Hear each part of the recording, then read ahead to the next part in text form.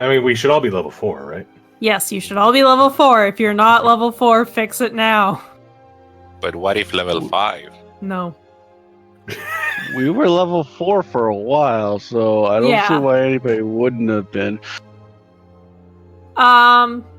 Okay, couple of things before we get started. I added, or I posted the Matt Mercer resurrection rules in the Game Stuff channel. Mm-hmm. Please look it over because I would like to use those for this game, and it may come up starting next level. Right, because some of us get access to Raise Dead or Revivify. Revivify. So, I thought you yeah, were I'd playing rather...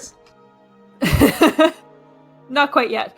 But I'd rather you guys be familiar with it before we need it. Mm-hmm. So, especially Ty, please look it over. I start taking that for at least another level.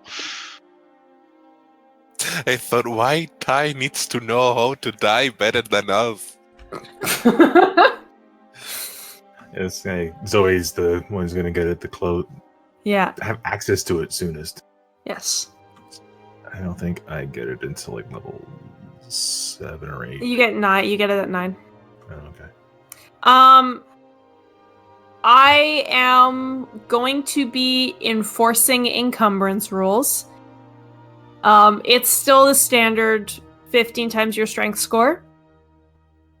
So it's probably won't be an issue for a while, but just keep in mind, I went through and added the proper weights to everybody's packs. Okay. So what you're saying is get Quasta to carry everything. Yep. Get Quasta with the 11th strength to carry everything. I have powerful build. Yeah, he's got a powerful build. This is true, but it's still only 11th strength. Yes, also true. So just a thing to be aware of. I don't know, like I haven't really taken the time to look through all of the spells in Xanathars. So I don't know if this is a thing we're going to run up against soon or not. But if you take a spell that has anything to do with other planes, except for the ethereal plane, I need to know because I haven't quite decided how I'm going to deal with planar stuff. So like summoning stuff. Or Yeah, banishment, summoning things like stuff, banishment.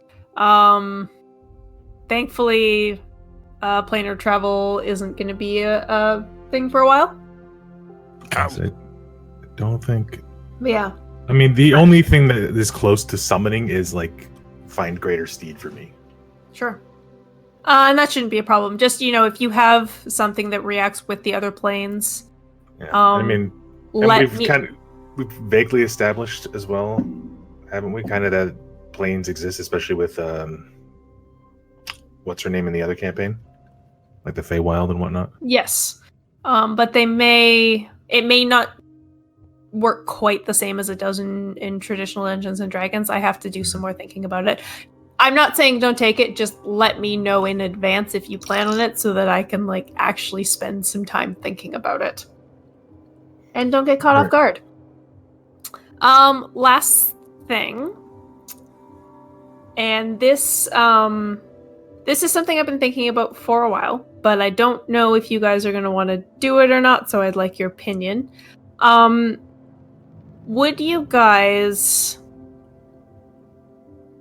be amenable to sort of adding a descriptor to your alignment to make it more useful? Meaning... Describing sort of how your character views the world and how they react sort to of. it, So, there is this game called Dungeon World that I would like to run one day. But the way they do alignment is you pick an alignment and you pick a descriptor, and that descriptor you can be a lawful alignment, and that can be choose honor over personal gain, or uphold the letter of the law over the spirit, or bring someone to justice. You pick an alignment, and then you sort of pick a thing that your character will live and die by. Or maybe not. But something that they believe very strongly. Mm-hmm. I don't know. It's just a thought. If you I'm guys... always a fan of alternate or enhanced alignments, just because lawful good, chaotic evil, those are all that's very vague. Mm-hmm. I would much rather say my character is a principled character, or a scrupulous character, or an unprincipled person who is, unprincipled person. What I would say is like Han Solo, right? Mm-hmm. An anarchist would be a literal anarchist. Those are the kind of the alignments I typically like, so I'm fine with adding a descriptor like, neutral good is just sort of, what is neutral good? What is chaotic good? What is... Yeah, like the vague D&D alignment descriptors don't, like, they give you kind of a general ballpark, but they're not necessarily like, this is a thing that the character believes about the world in a way that the character is going to act in the world.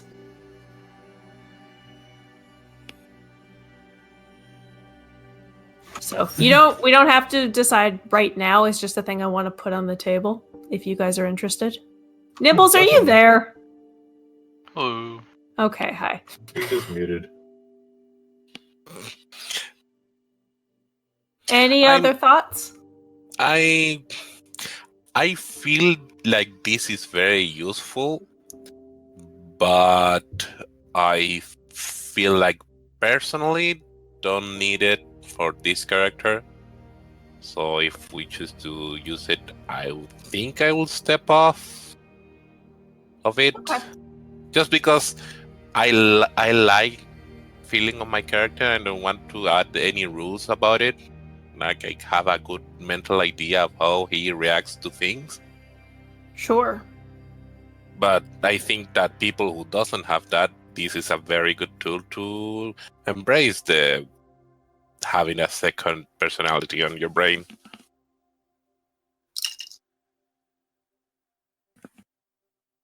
Any other thoughts? No, I like it. Like, for me, Presumably, it would we help. would be free to come up with things other than what's listed here. Yes. These are just sort of like examples. Yeah. I would view it sort of as just defining what you believe your traditional D&D alignment to be. Like, for me, neutral good is, I'll obey the law as long as the law isn't unjust. And in that case, fuck the law. Right? It's kind of like you follow your moral compass. That's what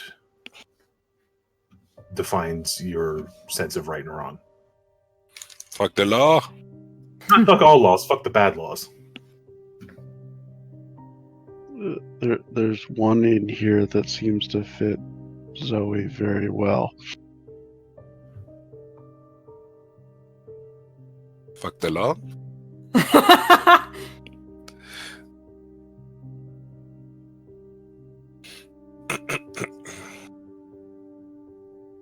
So yeah, I'm just sort of putting it on the table. We can revisit this later.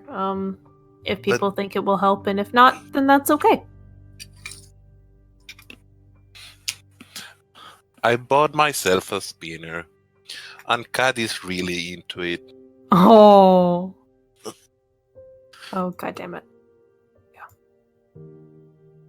Okay, well, enough ditzing around. I guess it's time to play some Dungeons and Dragons. Yes. Everything explodes.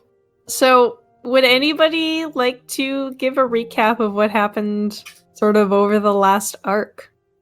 What we it? Let's see.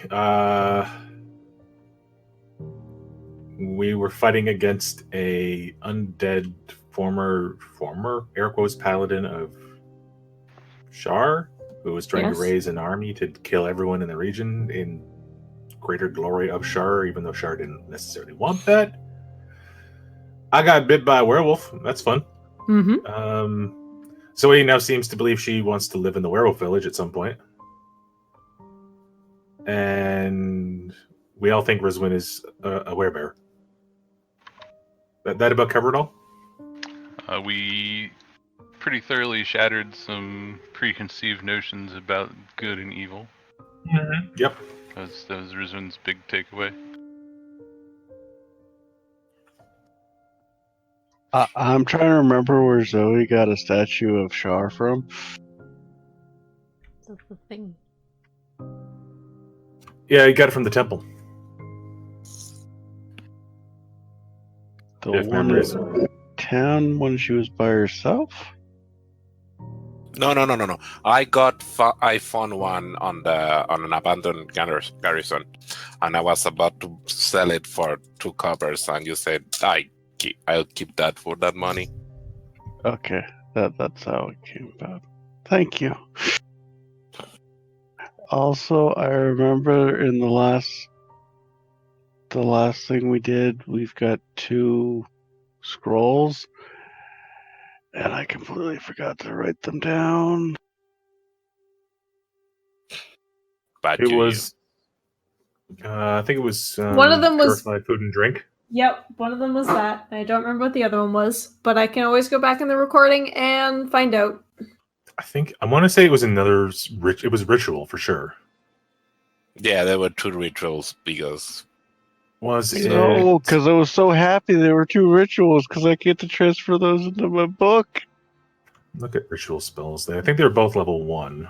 Yeah, I think they were both level 1 ritual spells. It might have been detect poison and disease. I think so. Wasn't Yeah, I detect think magic. so. Because I remember it being something that fire did in session 0. Then it would be detect poison and disease. yeah. Okay, we'll say that it's those 2, and please do that now before you forget again. Drag and drop.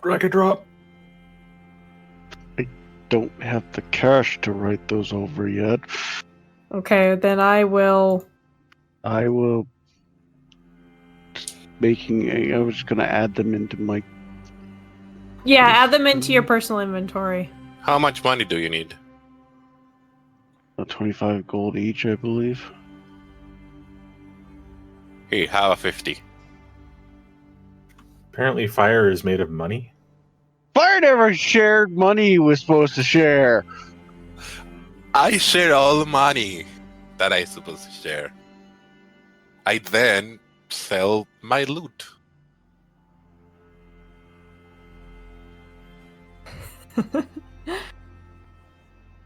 All right. Well, then I assume by now. Has any time passed? Well, it took you a few days to tame the owl bear for Maglubiet, as far as I remember. All right, yeah. That. That was awesome. Zoe is not okay with that name, with the name he gave the bear. 100% okay with that name.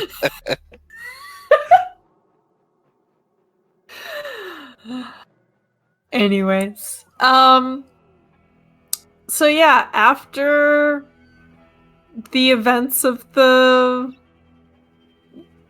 little adventure with Maglubiet and dealing with the owlbear problem, you decided to go back to the werewolf village so that Kamal has a place for his first transformation that is maybe a little safer than On the road. on the road. Yeah. Last thing we want is dealing with him, werewolf him, like savaging a random farmstead, and then the guilt he would have after that. I don't know if the last thing we want. But yeah, it's in the list. It's in the bottom 5. Yeah. Point of order, does it have a name? Lycanthropism? No, the No, village. the village. Give me a second. Lycatronsville. Kitty, stop. Lawetonsville?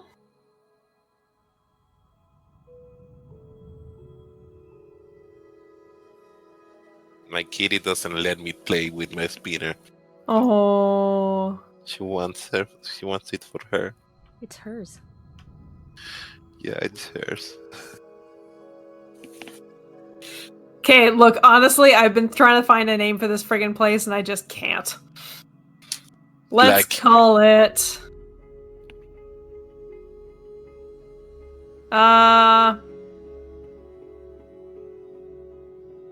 Averon. Opens village name generator.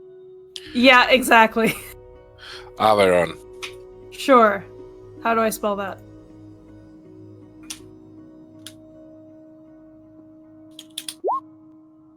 Okay, the village of Averon. Alright. And so that is where you guys are headed. Yep. And from where you were, it would probably take you a good chunk of the day to get back there, walking through the forest.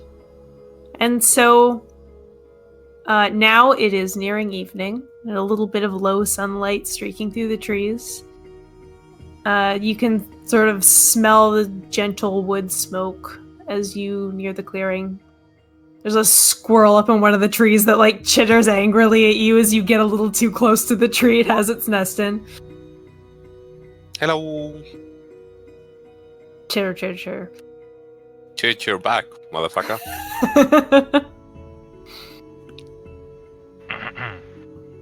No, Nibbles.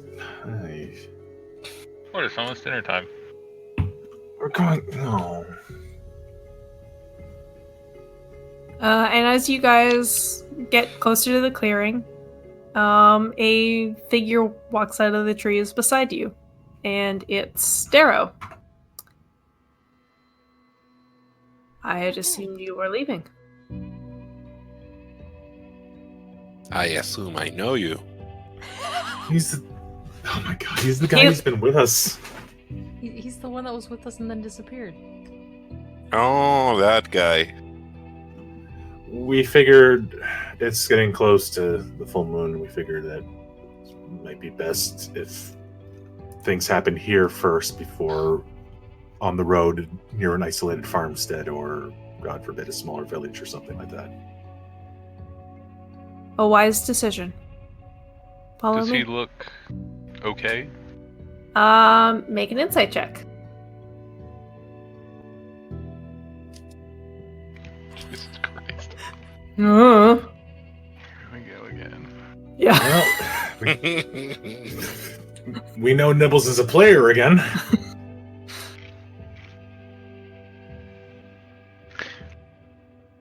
But he, like, makes a beeline through the village, sort of with the expectation that you will follow him. I mean, yeah, we kind of know our way around at this point, don't we? Yeah, you do. You've been here a few times. As you walk through the village, I'd like everybody to make a perception check. I don't remember any of my stats. Oh, good, they're awful.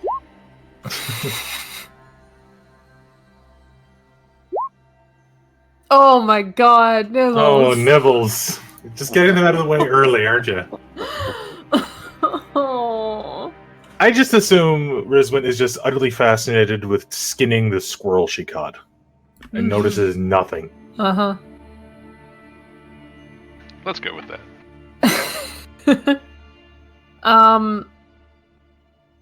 Amalus and Kamel, as you walk through the village, it's really quiet. There's nobody really milling about. But you sort of look between a few houses, and you see, like, in this large, clear area, looks like there was maybe a really big fire there. Like, the ground is black with ash still.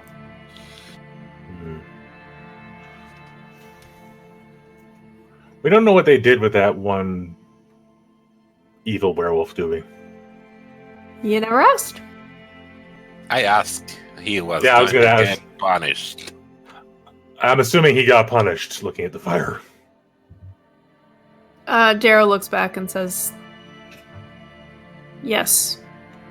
But the fires were for the dead. Understandable.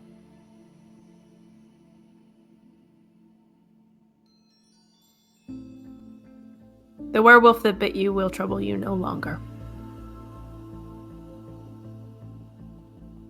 Point of order. Technically, The one that bit werewolf me was bit him killed. was already dead, Yeah. but he doesn't know. The one who told him to bite me is the one who's going to... They are all werewolves, right? There isn't any other animal. Here, at least. Here? Mhm. All werewolves. And some aren't there? Like, there's some, like, family members of werewolves? Yeah, but they're not tigers, rats, cows.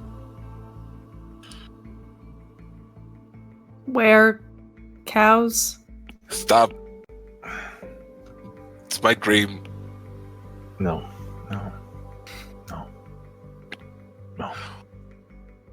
It's only when large birds are attacking the cows show up. You arrive at a familiar 2-story house, with all the windows shuttered and smoke rising out of the chimney. And he opens the door and stands aside for Camille to enter. I go inside. I am directly behind Camille. All right. I go inside. He lets you all pass. He still seems not super keen on having the big cat enter into the house, but he doesn't say anything. Wow. Right, I can do things. He has issues with the big cat, but not the owl. The owl's fine. The owl's small. The owl doesn't also have tentacles. And there's you all filter in, and with Melis, there's not a lot of room. But you all enter the house. And it's almost as if nothing's changed since the first time you were here. It's still dark and warm. This old elven woman you know as Severa is sitting by the fire in the same chair. And she just patiently waits for you to settle in. Hello. Hello. Is there an available chair? Depends on how quick you are. I sit on the Zoe floor. bolts for the chair. Alright, you bolt for one of the kitchen chairs. I'm doing my best to be seated on the floor, somehow simultaneously near the front, but also all the way in the back. I don't know actually how that works, but just Schrödinger. You're sitting right behind fire so that he's in between you and Severa. Yeah. That does smell very good. We know.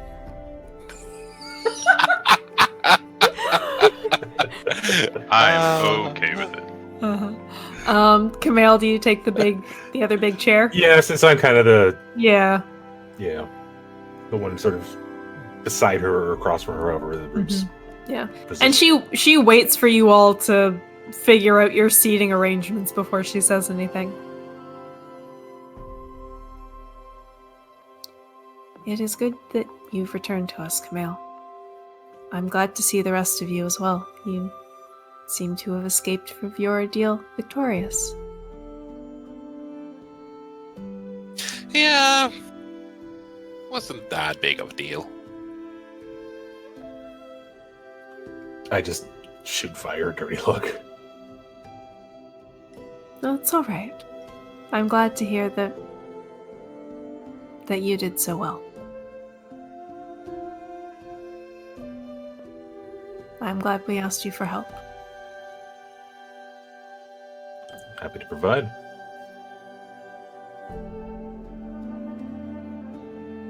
Camille, what are your plans for the future?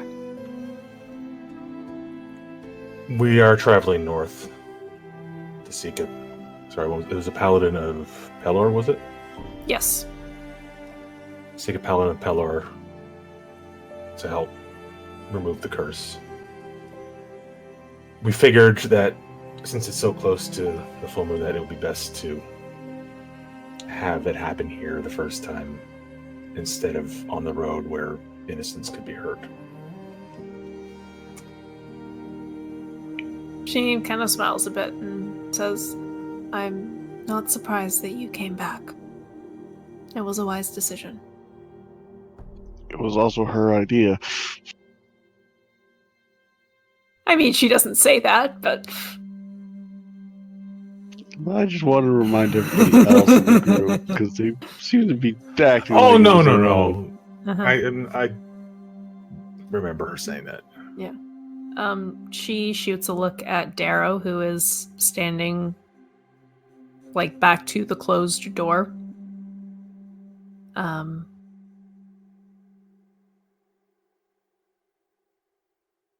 If you were any other group, we would not allow you to leave. But because you have shown yourselves to be very capable, I do believe that you will be able to get there or to learn to control your curse without harming anyone.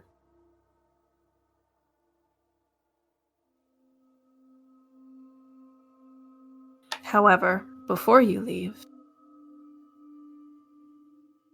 I would like to teach you a few things. Any help would be appreciated. I'm glad you're willing to learn.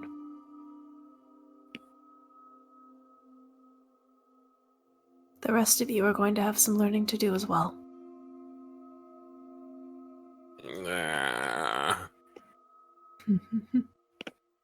But it can wait until morning.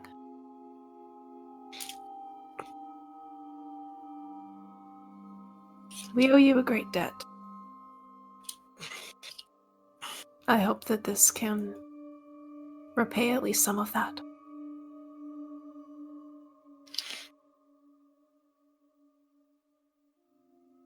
There's no need for repayment.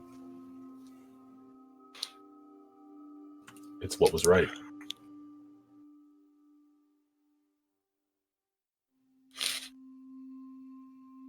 She just nods and...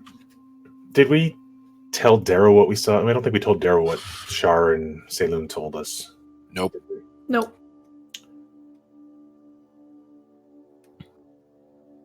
Okay.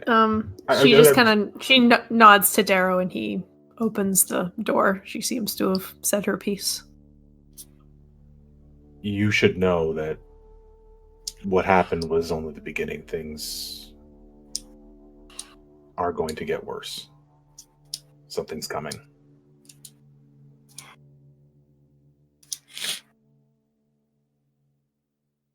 Then we will do our best to protect our little corner of the woods.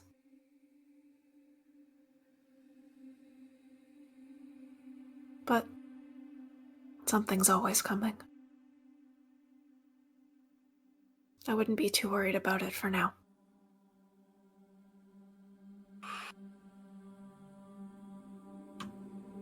Is she underestimating what I'm saying, or am I just being too vague for her to understand? Make an insight check.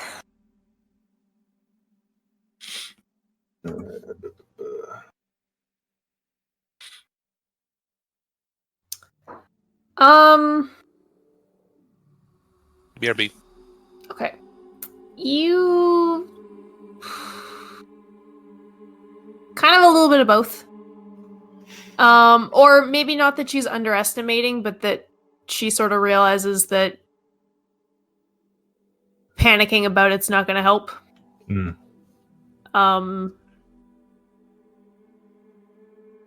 Yeah. And especially with, like, no more information than something's coming, it's like, well... He will explain, as probably as the days go on, sort of about the cult and what public knowledge I gave about the demon god coming, or the demon lord, or... Mm-hmm. Not necessarily the other part that you told me and that I told Rizwan, but... All right. Do you tell her now, or do you want to tell her later? I'll tell her now. Okay. Sorry, I didn't mean myself. That's okay. It's all right. I forgive you. I don't.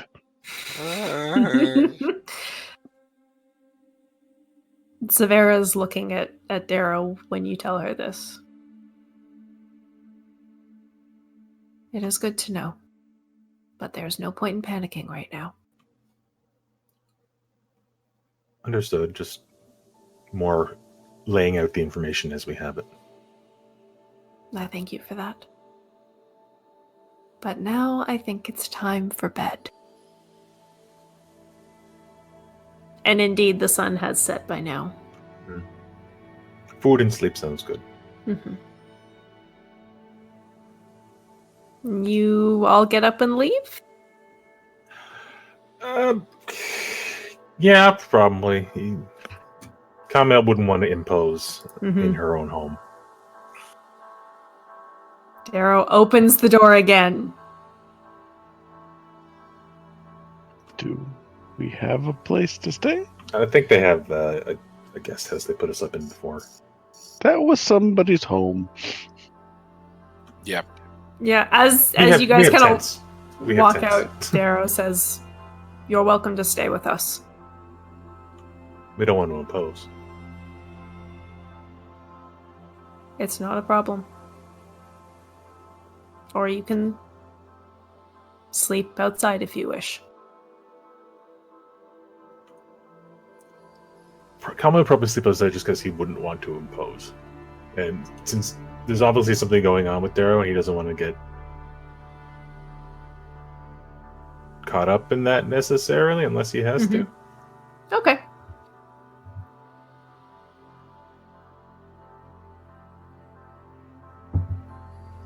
So He doesn't- he's going to take a place inside. Sure. He doesn't seem like offended or anything when you say that you want to sleep outside. Well, I mean, he would bluntly say, I don't want to impose. Sure.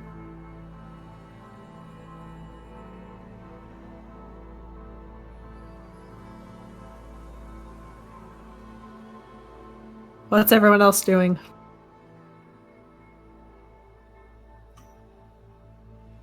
I don't Setting know. up a tent. I might even want to sleep outside, so Kitty doesn't sleep inside.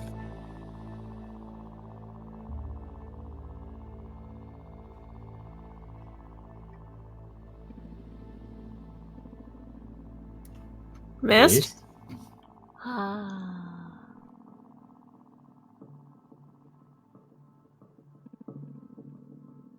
Sure. Alright, so Zoe's sleeping inside. I assume Pert would also sleep inside. Yeah, as I say, I don't think Pert has the social graces to realize he'd be imposing. He's an I abrupt guess- fellow. With several other people sleeping outside, I do less of the sneaking off and just join them. Sure. Brisbane also does not wish to sleep inside.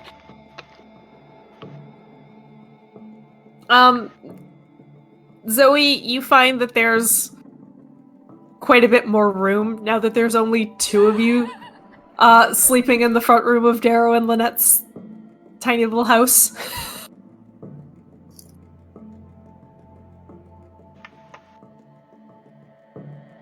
Ah, the room.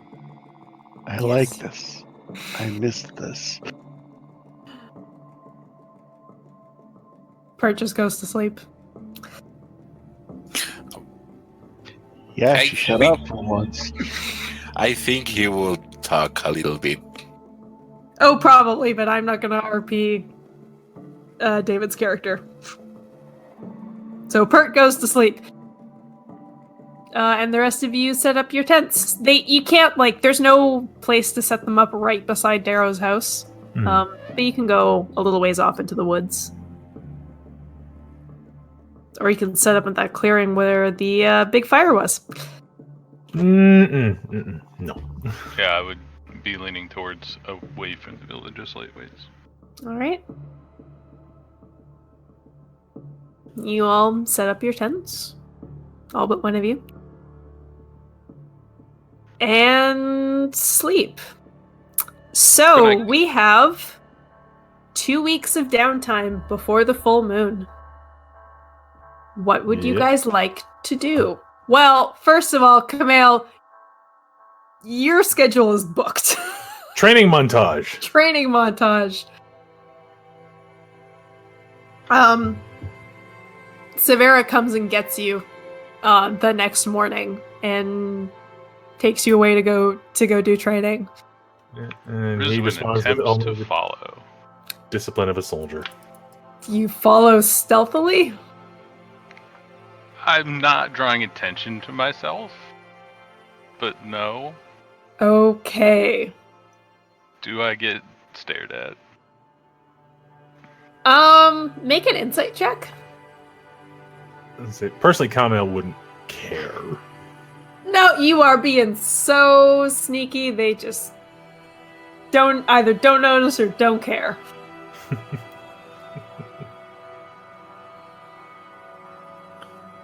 Do I notice?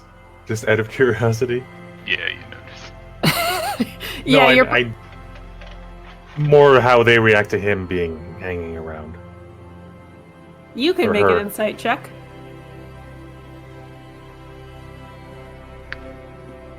Of relevance, I am not armored, and I don't have all of my weapons with me. Okay. I probably still have a hand axe, but Mhm. not like that. Camille, you're pretty sure that Severa has noticed and is just purposefully not saying anything? Yeah, I'll politely tell her it's fine. It doesn't bother me. If it bothers you, I'll say something, but it doesn't bother me. She can go where she wishes. Before we get into that, do the rest of you have plans for the day? Or the weeks? I know Rizwan has some other plans, but... Sorry, I what? have plans, and I don't know if you actually paid attention to them when I told you about them, because I forgot to actually send them to you, and I told you, Zoe's going to look for a home. Okay.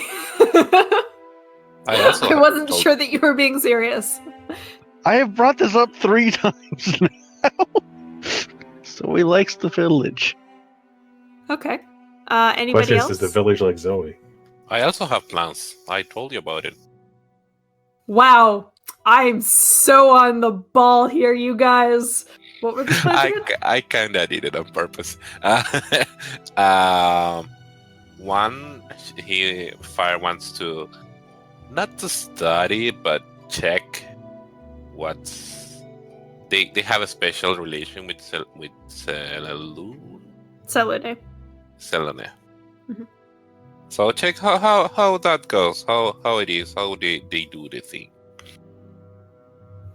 And also getting into proper shroom collection. I don't know if it's something mechanical wise, just RPing. Okay. I don't know. Sure. I will train from proficiency in sleight of hands. That's a joke. Okay. Miss, did you have anything you wanted to accomplish? All the things with Melis. Okay. You just hang out with your cat. Yeah, train, play, hunt, that kind of stuff. Bonding time. Bonding time. Yes. Zoe will also use her unseen servant to help keep the house that she's staying in clean. Okay. All right. So now that I have sort of an idea of what everybody's going to be doing, let's go back to Camille and Rizwan. Camille, Severa leads you out away from the village into the forest, and she moves slowly. Mm-hmm. She walks like she's old. I'll give her my arm. And she will take it. And she carefully treads over rocks and roots. And leads you to a spot that's not overly far from the village, but you can't see it, you can't hear it. And there's just a nice little flat spot in between a couple of really large trees. And she sits down, cross-legged, and she motions for you to sit facing her. Okay. And she asks you, do you know how to meditate? I'm assuming that yes.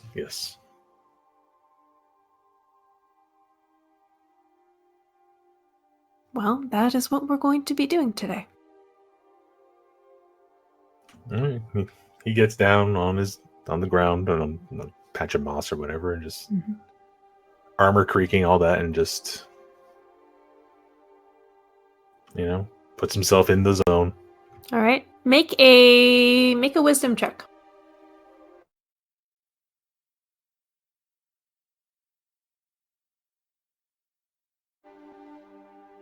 You try to, clear your mind, just sort of think about your breathing.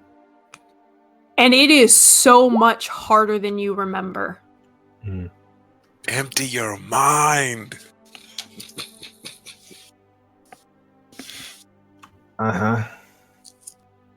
It is... She just sort of lets you try for a while. But it is... This is sort of the first time I think Camille is really conscious that something about in the back of his head. Something about his mind has changed. And it's disturbing him? Yeah. You tell me. It's disturbing him. Okay. He does not like it. After a little while, she just reaches out and puts a hand on your knee.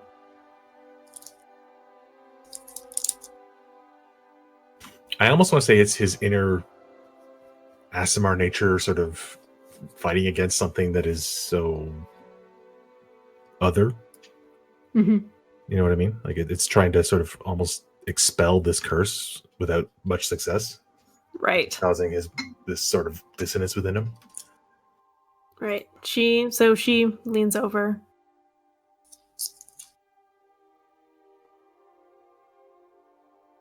If I may, I think perhaps you're trying a little too hard. He listens.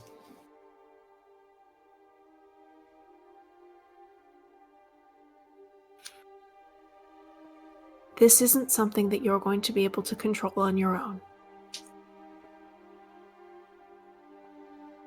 So much of the beginning stages of learning to control this is about accepting that you are not who you once were.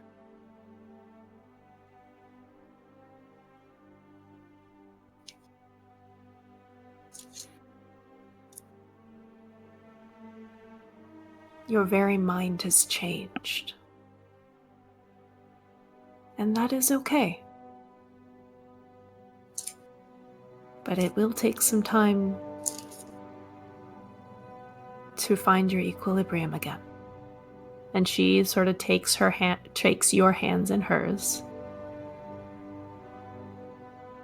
and says, "Close your eyes."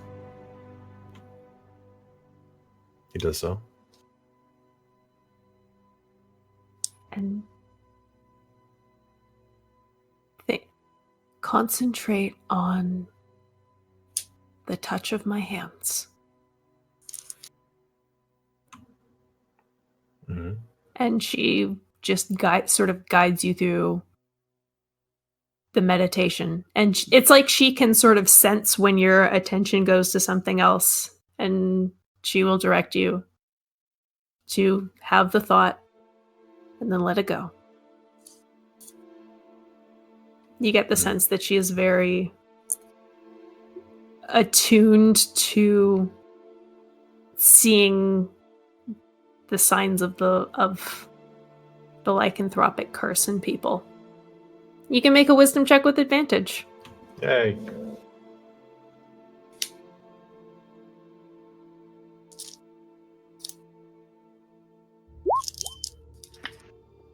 Well then. How Someone's a good familiar- learner. How familiar are her exact words to me as she's guiding him?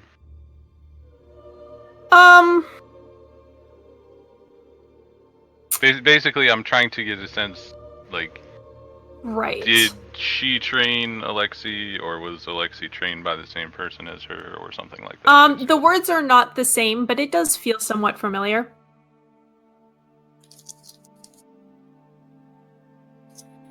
Okay.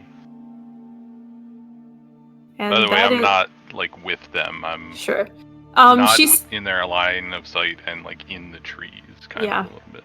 Yeah, you're just sort of Following hanging them. around. No, I'm also meditating, but... Okay.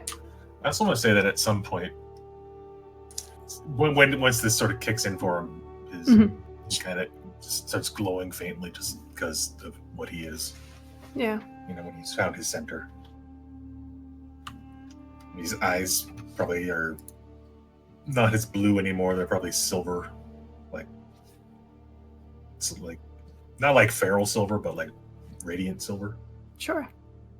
And I actually kind of want to say that might just be a permanent change. Probably once you have control of it, better. Yeah, it's probably not there quite yet. Yeah.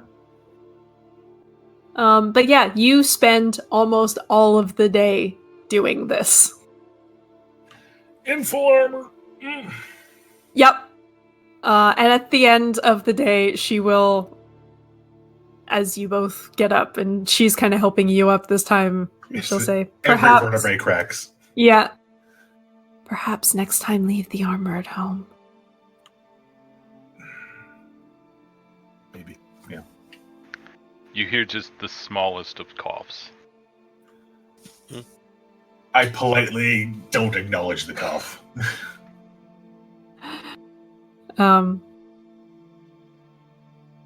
Severa will turn and look to where Rizwin is. Would you like to walk back with us?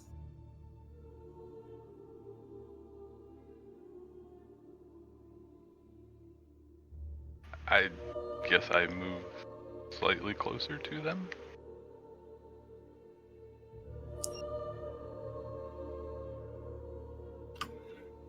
Rizwin, it's okay to have questions. Don't feel the need to sneak around. She wasn't sneaking around. She was just maintaining yeah. a respectful distance. Yeah, sure. Okay. We both see right through that bullshit. Mm-hmm. It's not really bullshit. Okay, well. Yeah. So the three of you walk back together. In the meantime, Zoe, Garb. make an investigation check.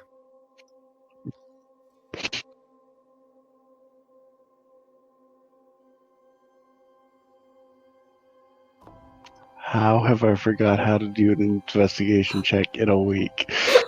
Go to your character sheet. Okay. Dang it, Nibbles! Take this dice back! You That's rolled a a 10! 10. That's an average. That is literally an average roll. Below average.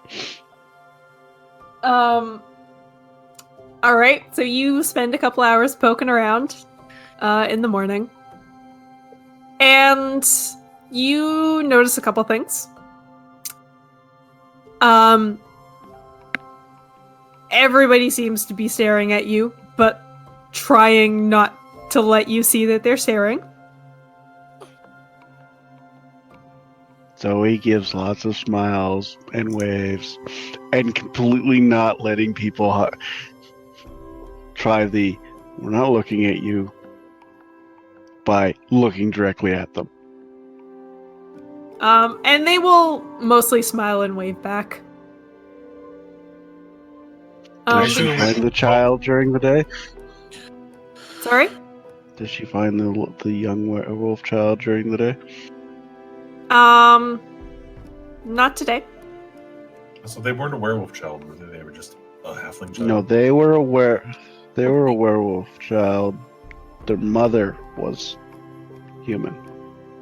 That is correct. Well, Okay. halfling. Not cursed. Non-werewolf. Normal. You poke around a bit, sort of like trying to see if there's any vacant houses without being super creepy about it. Lots of land will work. It's just a longer project. I mean, there are a couple of like flatter places that look like you could build a house with a little bit of work. And you see a couple of houses that you're not sure if they're like nobody's living in them or the people that are living in them just aren't around or maybe sleep during the day. But there's a couple of houses that didn't seem to have a lot of activity as you were checking the place out.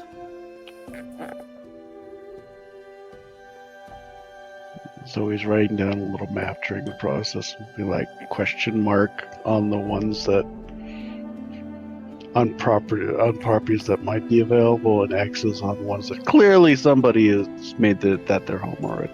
Mm-hmm. As you're making this little map, you hear footsteps behind you, and what are you doing?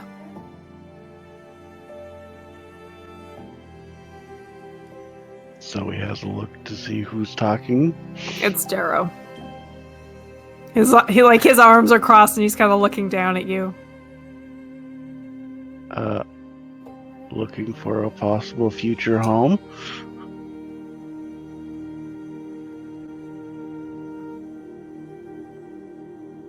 I thought that your armored friend was the only one who got bit. I was told you don't have to be a werewolf to live here. And nobody's looking at me as if I'm some type of devil from... Yeah. I see.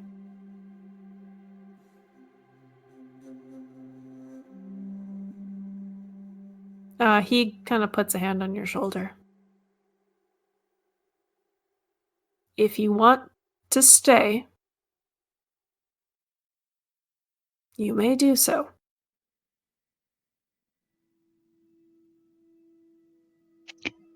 Is he holding back a butt? Yes.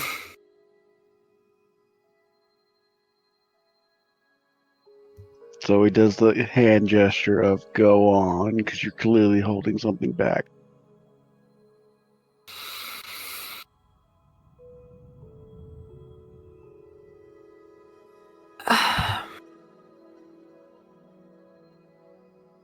I do not think this is the place for you.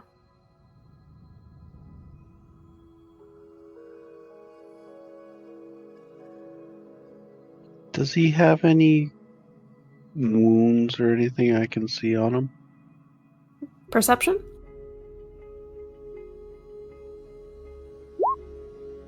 Not that you can see.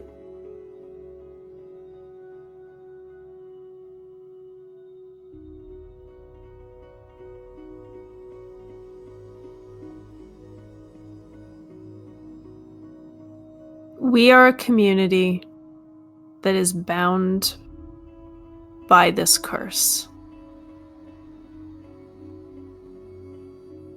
And while we do have members that are not werewolves, they are here because of their families. They too are bound to us by this curse.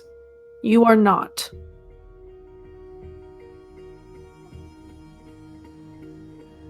And it should stay that way.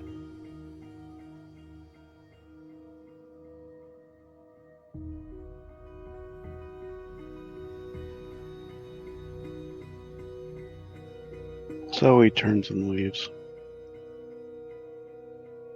He lets you go.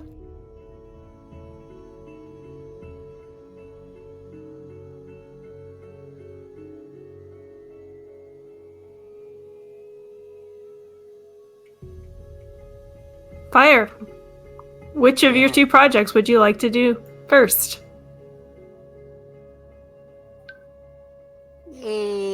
I guess the quickest one, that's asking for silliness.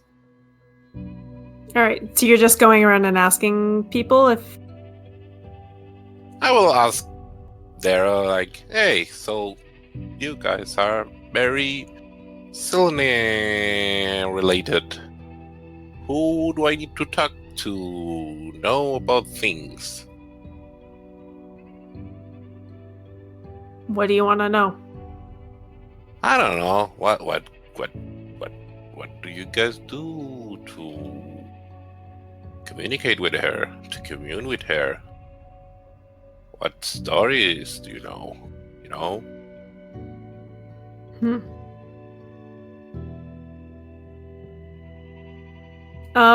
He kind of like walks and talks with you, and says, prayer to Selene is generally a private matter. Uh-huh. She encourages more independent worship. I can see that. If you want to hear stories, Severa would be the one to ask. Yeah, that sounds bad. She's the one training Shiny Boy, right? Yes, she's training Shiny Boy. Dang, she's I can hear Daryl rolling his eyes from like 3 kilometers away, right? Yep. Dang, that means she's busy. Well, if I ever find her free and not tired, I will ask. Thank you. You're welcome. And the next few days pass very similar to this.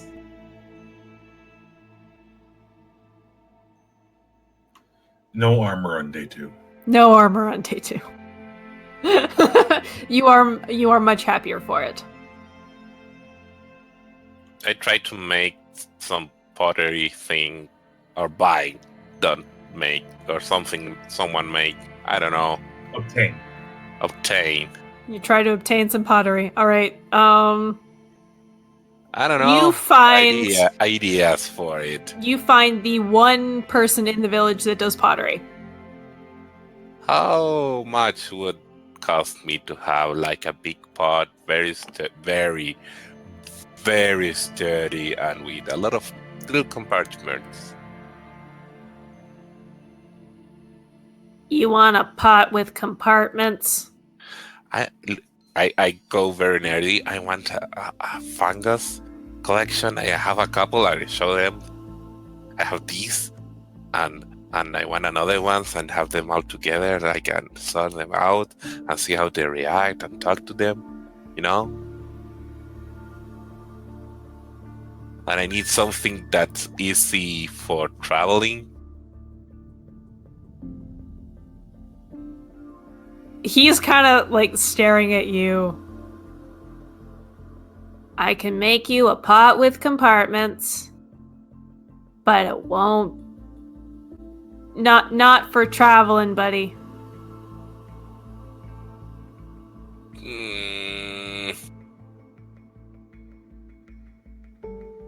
I'd point out if you want something for traveling, you're probably better off making it a Yeah. What can help me out here? What can I do for traveling? Because wood things will be, I don't know, I feel more difficult. Maybe be less difficult than fucking pottery. Maybe you're very rude. Maybe. Oh, fuck. Maybe we could make some sort of structure made of wood and do little cups of pottery and the cups are for each one, but the whole structure is wood. And I can take it as a backpack.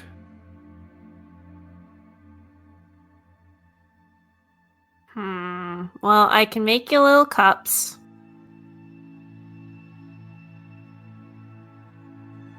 You know who can make the other part? But they're gonna be prone to breaking if you want them light enough to travel with. What if I don't want them light enough? Well, then, no problem. How much would this cost? Jesus Christ, give me a second. Money. It will cost you money. It will cost you. It will cost you money. It's gonna. Are you trying to build a portable mushroom farm? Yes.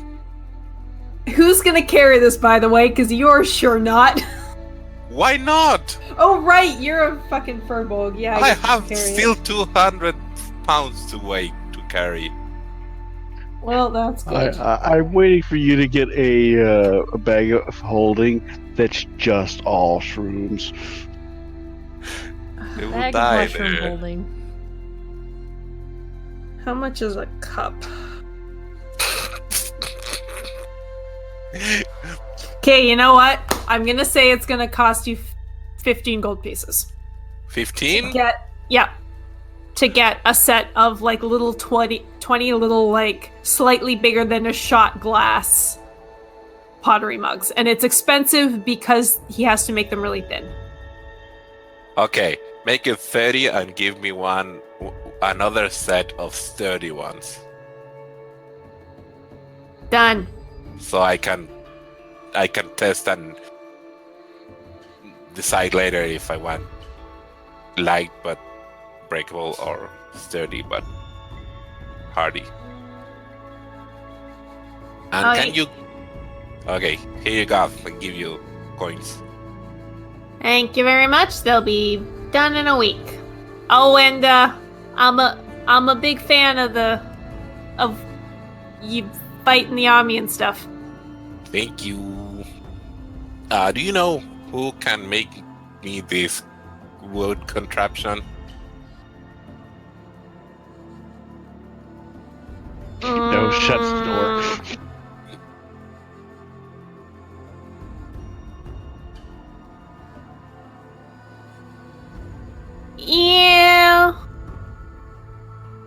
Yeah, if you go down the street, and he like points out the door, and last house on your left. Okay, thank you. Have a nice day. Bye. Quack, quack, quack, quack, quack, quack, Quack, quack. quack, quack, quack, quack, quack. Knock, knock. Hello, I want wood. And a halfling woman opens the door. Hello. Hello. I was told you can make wood thingies. Sure. I need a wood thingy to be made. I'll pay for it. Come on in, I guess. Okay. And she opens the door and lets you in. Mm-hmm. And so like you walk into what looks to be like half a wood shop and half of like a cooper's shop. I'm not sure that Fire would know what that looks like, but you can see that it looks like she's making barrels. Oh, okay. Yeah, that might work. Maybe a barrel. You want a barrel? But a special one. You see and explain all the thing. Okay. She does some She does some drawings. We call this. Geez, I don't know what this would look like. But I think it's probably a design of like kind of like a beer keg. I can imagine like if she does barrel, she can have a little barrelet, cut it in half, and make them make inside layers of planks with holes. Yeah, that's probably what it looks like. She will charge you. What do barrels cost? Probably like a gold. Yeah. That's probably lots. You know what you need? You need like a tackle box with like all the little slots. You just put mushrooms in each one of them. I know. Yeah. Okay, so you get that ordered. It'll also be ready in like a weekish. Okay. As you're doing this, you see a little halfling boy kind of run in. And then he like looks at you and goes, "Oh, hi! Hello. You remember me?" I guess firewood, but I don't. This is that little halfling boy that is also a werewolf. Oh yeah! Hey, buddy! High five. High five. And he like grabs something from behind a desk and then runs away. His mother doesn't seem to care. Okay, bye. Bye. And as she's drawing this up for you, she says, I see you've met my son." Yeah, he was in the thing with the thingy. You know, all about it. The thing. I don't remember. She just kind of stares at you. Well, thank you for your patronage. You'll be ready in a week. And she kind of moves to shoo you out. How much is it? 1 gold. Okay. I have 69 golds. Nice. Nice. And she ushers you out. Okay, I'm going.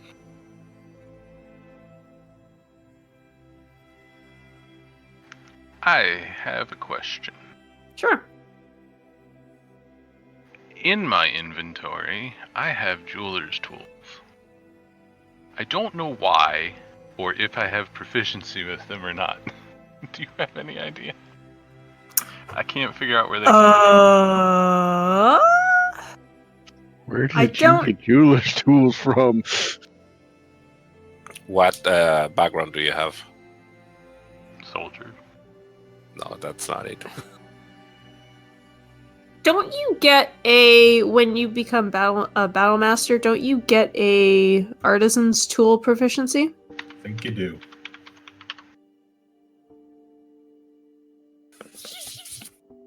What was that? I don't know. It just went.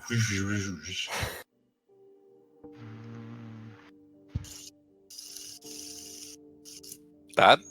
Yeah. At 3rd level, you gain proficiency with one type of artisan's tools of your choice. So you get the proficiency and not you got the tool instead of the proficiency. Oh, there it is. Okay. No, you have the proficiency and not the tools, it looks like. Yeah. So it's correct. He has the tool. Gotcha. Okay. The swingy thing, it's the spinner. Fidget spinner. Okay. So I think we will Not yet. What? Not yet.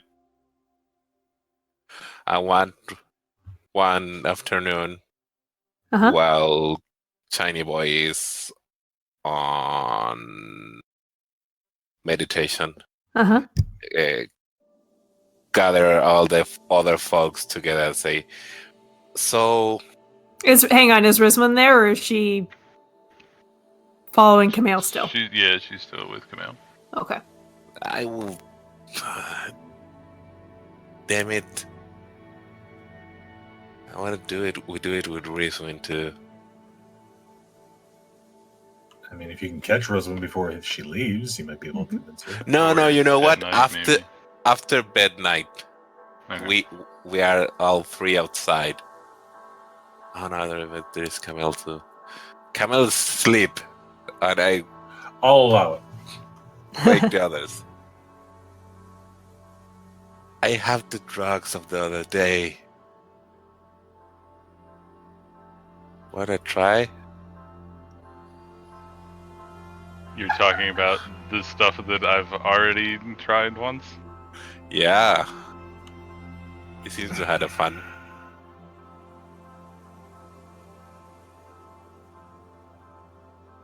No, thank you. Oh, dang it, you're not fun.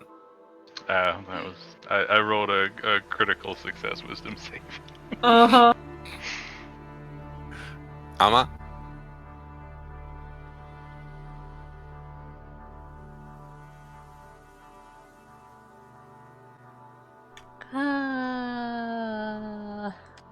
Mellis sniffs at them. Hopefully not too deeply.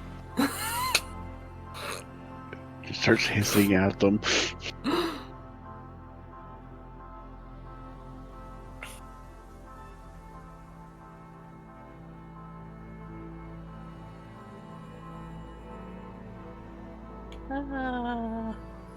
Come on, buddy. Just once. Wanna try it?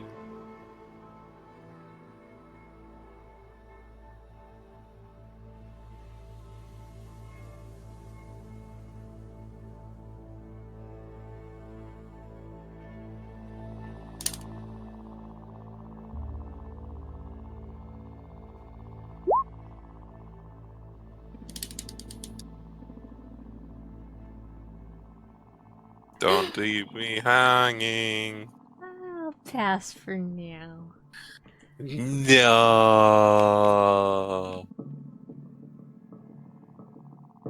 Okay, keep it safe, and I do a thing. So you do not take the fantasy drugs? Yes, I do take them. You do take them. Yes. He was going to give them to me. No. This is how it came across. You were going to give them. It sounded like you were going to give them to me. No, I just don't want you to boss me around.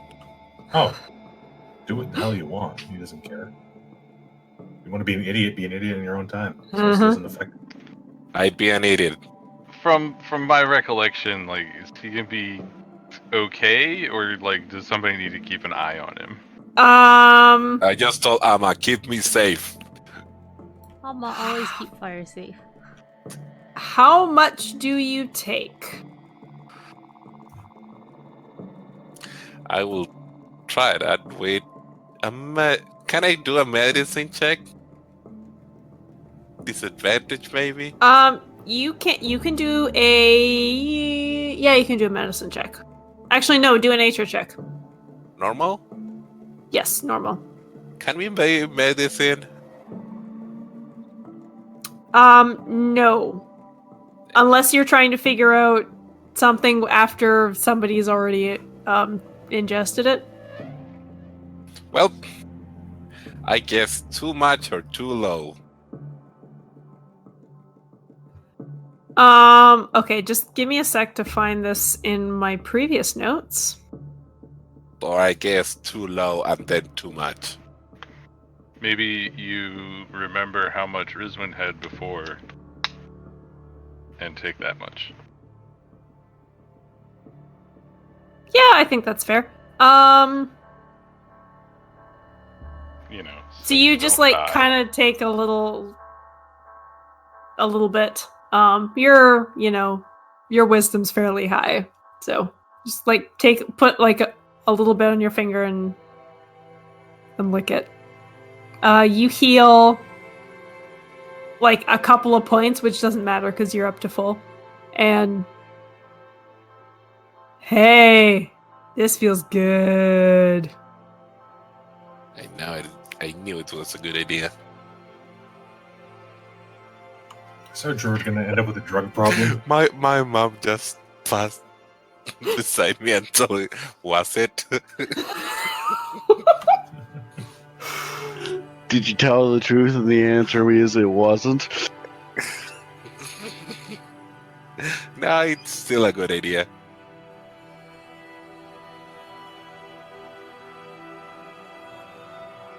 So,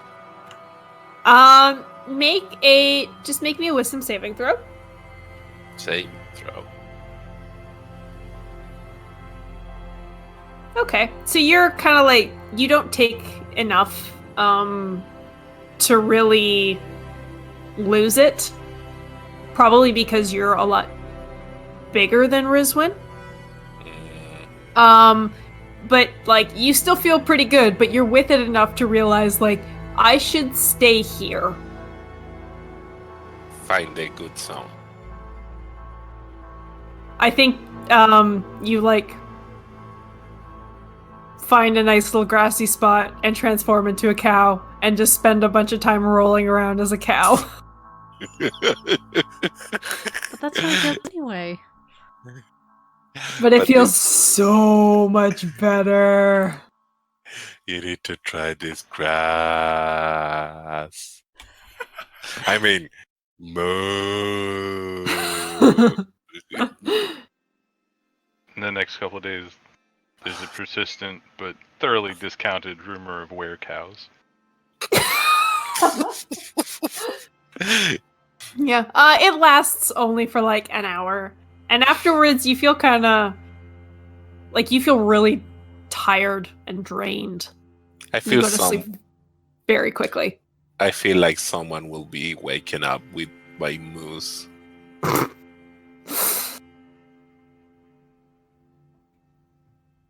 I'm On sure a side you. note, Yeah. The question is, who do you wake up with moose? I don't know. Camille, make a perception check at disadvantage. Is it sight based? Actually, no, it would be hearing based. So it would be normal then, because I Yes.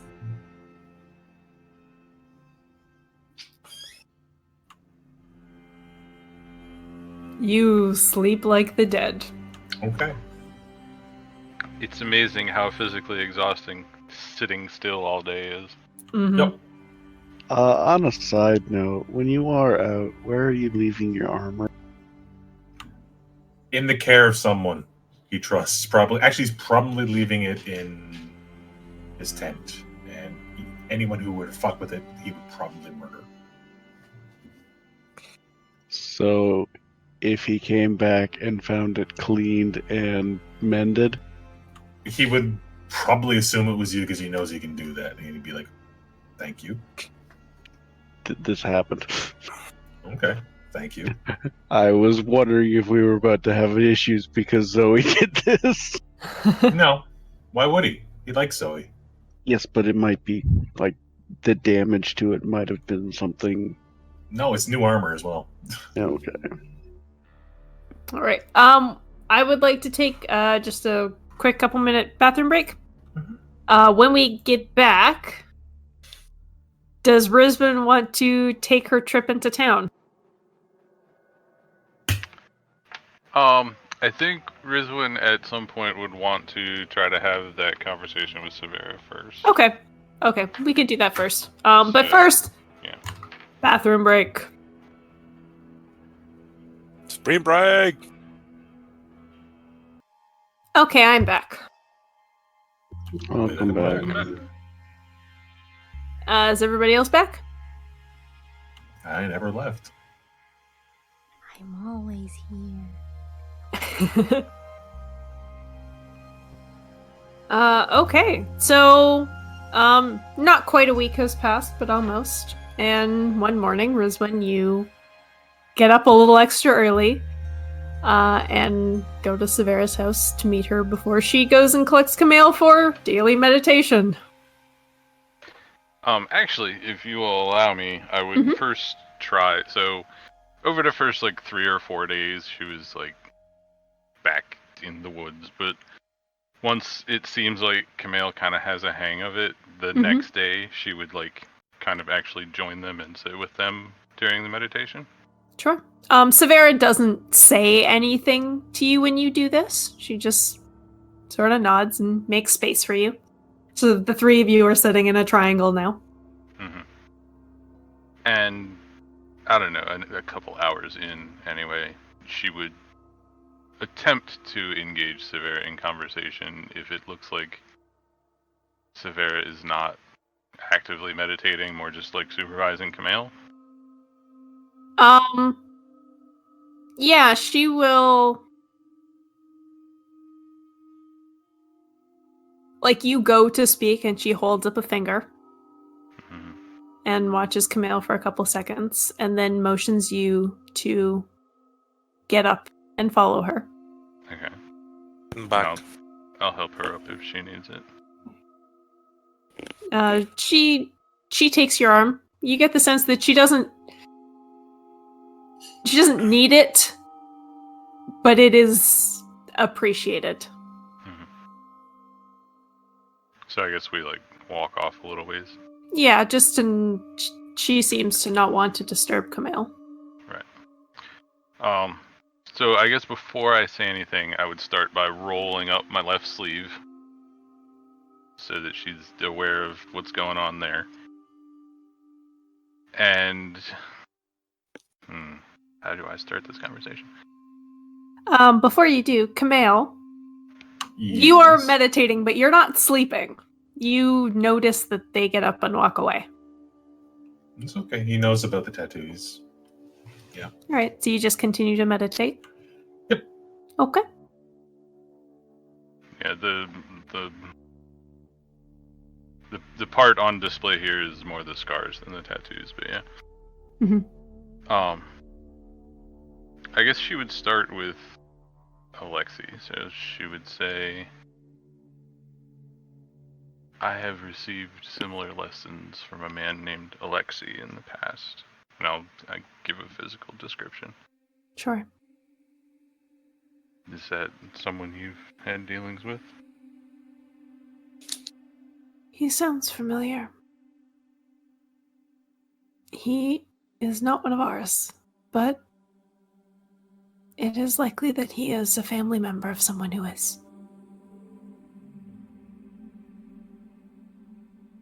Not all families choose to come and live with us.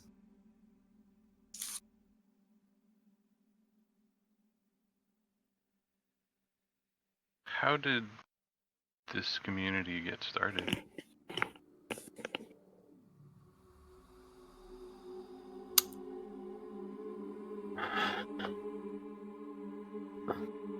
Well, there has been a family of werewolves in this forest for a very long time. But it is only in the last few hundred years that we decided to settle down, build some houses, live more like people and less like animals.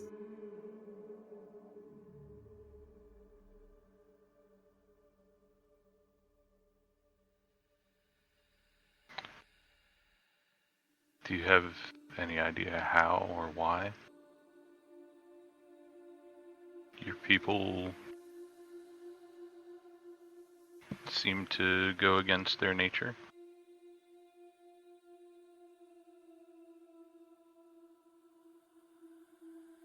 I don't know that we do. The werewolf curse is not all of who we are. We're still people.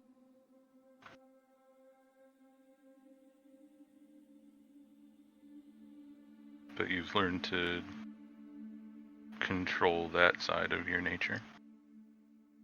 Yes. Just as you or any one of your companions have learned to control that darker side of your human nature. Or Zoe's more demonic nature. It is not so very different.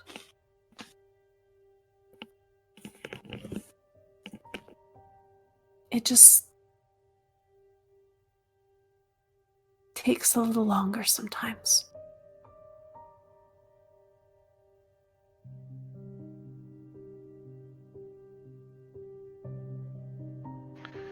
obviously the rest of the world doesn't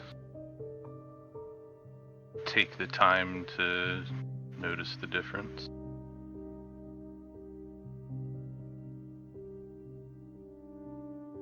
Most do not. But most of us have learned to live with it. We have each other, and that matters more.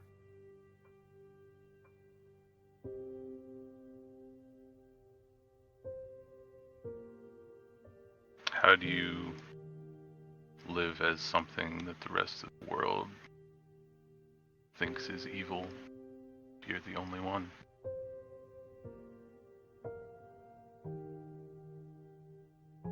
Those who do not know me might see an evil creature.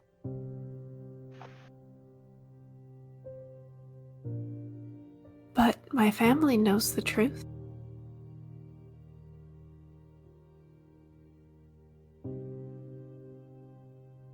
And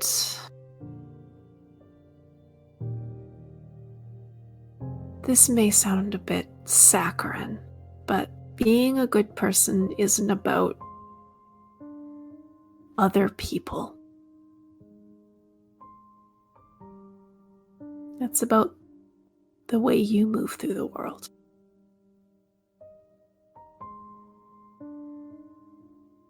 So try not to let their opinions define who you are.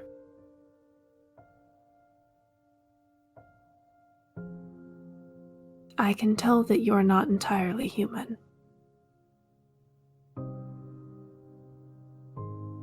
But what your true form is, I do not know.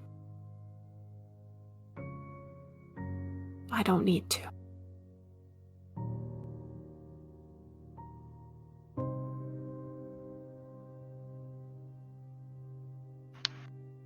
Suffice to say that I am unique among my kind.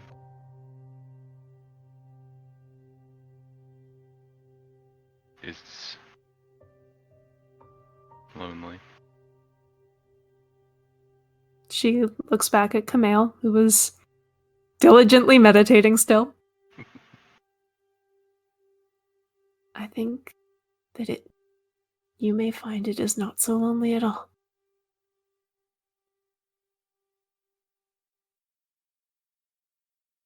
You just have to look a little.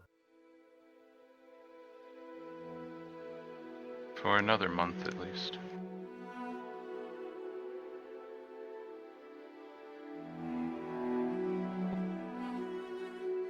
She puts a hand on your shoulder. Okay. You get the sense that she gets it.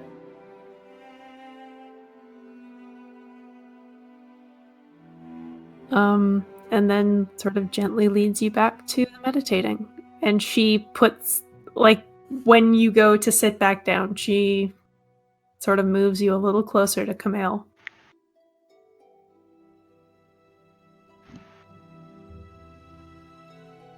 Okay, that's it. All right. For now. Mm-hmm. Camille, you could hear them, like, whispering about something, but I don't think you... Well, that's not true. You're a werewolf. Make a perception check.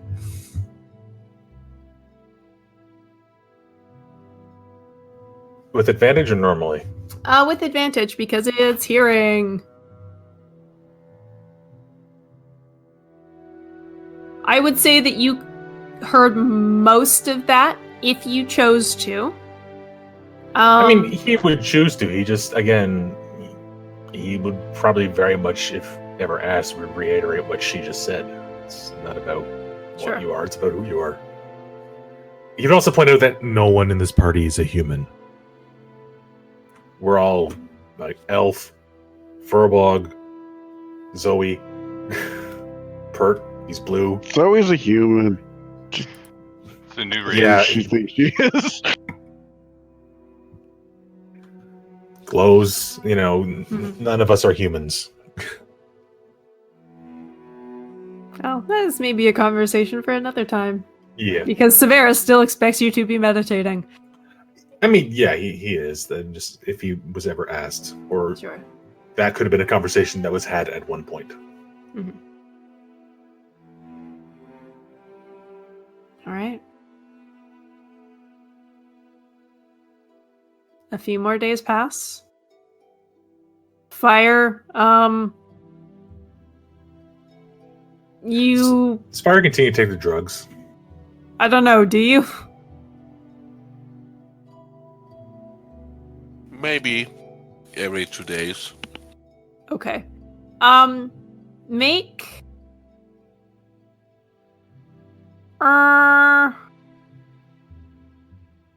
No. After the third day, you take a point of exhaustion after you come down from your high.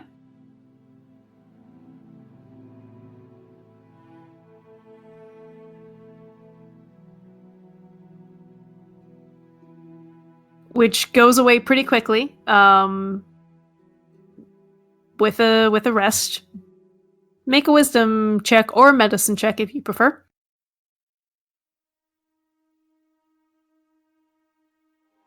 Okay. You get the sense that there are some side effects to taking this that might be exacerbated over time. You're starting to see. Whether you continue to take it or not is up to you.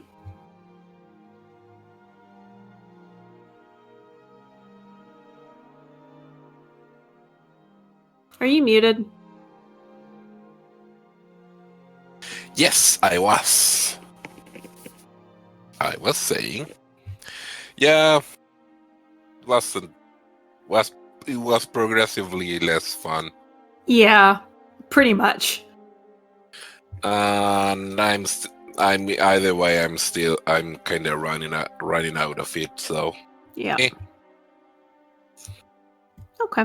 Was fun what it lasts. Sure. Zoe, do you continue to try and scope out a house?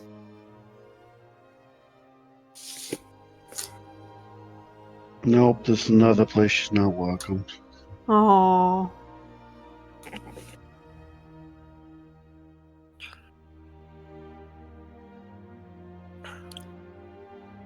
She will continue to try and find the little kid.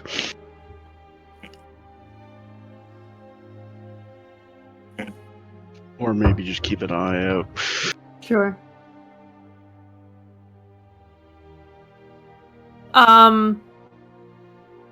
Yeah. Fire, 7 days have passed. You can go pick up your barrel in your pottery. Yay!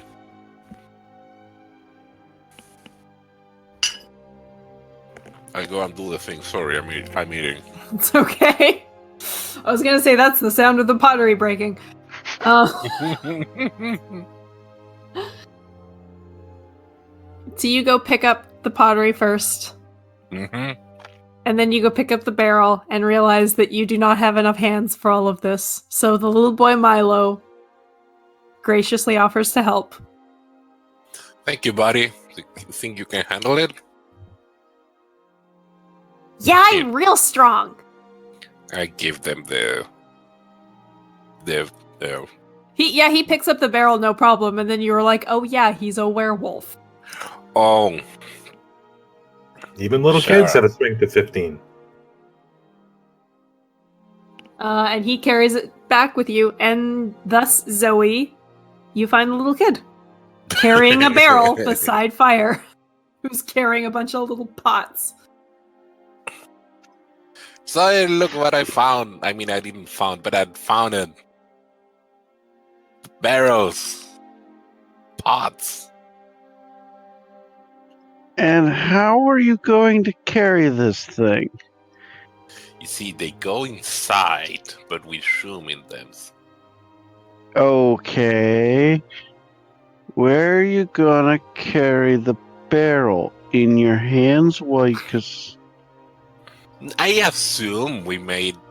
there's little leather straps. Yeah, for like backpacking. So you're gonna carry your backpack on your chest?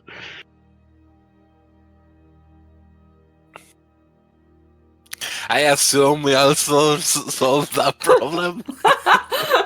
No, I don't think we did. I think that's very fitting with your character.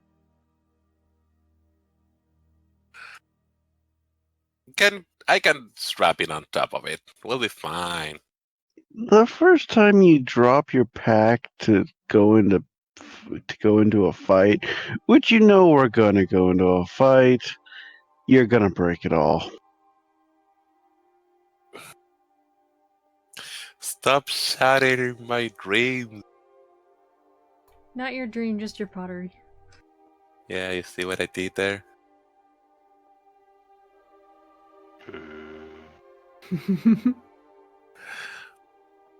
Look, I pull up Angry's room. Angry's room is getting angry. I need the good place for him.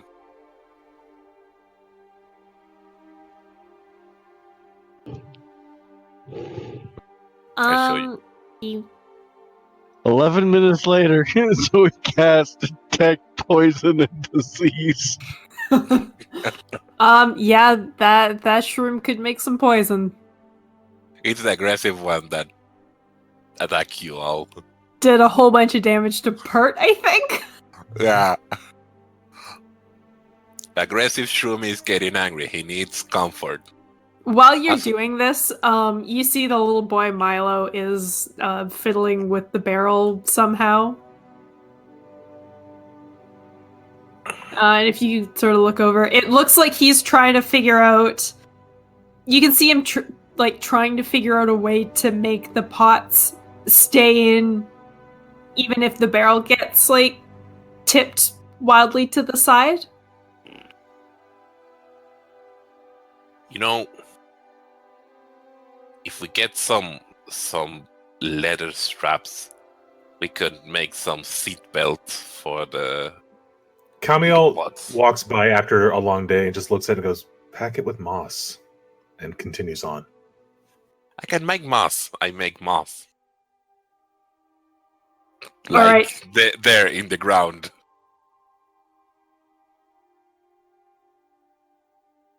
There is a bunch of moss on the ground. And Milo looks at it you're gonna need a lot of moss. He's also going to need some more brain cells. I cannot make those. Remember to study. She's talking to Milo. Mm-hmm. Or you end up like him. Hey, I study a lot. Thank you very much.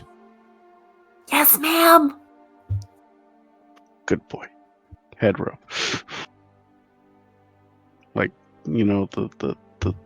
The thing where adults do to kids where they just tousle their hair. That's the word I'm looking for. Yeah. And you're what, maybe 7 or 8 years older than this kid? Pretty much.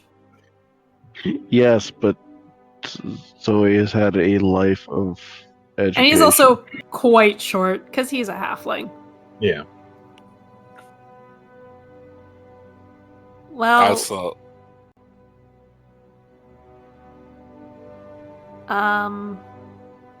Okay, bye! Okay, bye. Smart kid. Thank you for the help. I feel like the day trying to make this workable. You spend the next couple of days trying to, make sure your pots aren't going to fall out. And if you pack it with moss, you feel like you're pretty sure that it's going to be okay, unless you have unless you fall on top of it from a great height. It should be okay.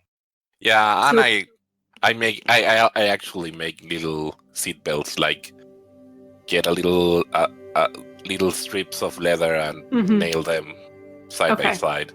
So you have 30 mushroom pots. Oh boy, I need to. And a backpack that weighs 60 pounds? Shroom pack. I think 60 pounds is fair. 60 pounds. 60 pounds of wood, leather, moss, and Pottery. pottery? Yeah. And shrooms. And poop. Shrooms, mostly water. Poop. And poop. That's what mushrooms grow on. Yep. Well, not necessarily just poop. Rotten stuff, which poop is part of. Yes. Okay. Okay, so I have 2 in my collection. Food brown shroom and purple angry shroom. Awesome. So fire basically spells like all of middle New Jersey. Having never been there, I will take your word for it. There's a lot of mushroom farms there. And it's not pleasant. Also, can I retcon that on someday I try to find someone who needs a leather armor and gift it to it?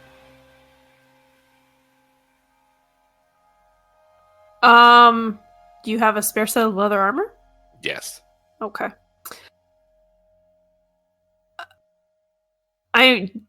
Lynette would happily take it. Okay. Merry Christmas. She thanks you, and then she spends the next 20 minutes trying to figure out how she can tailor it so that it'll fit her. Your problem now. Yep. If Zoe finds out about this, she cleans it for her. All right. Really? You do it in like the middle of the night because you're still sleeping in Lynette and Darrow's place. Probably then. All right. More mending too. Yes. Okay, back to Rizwan.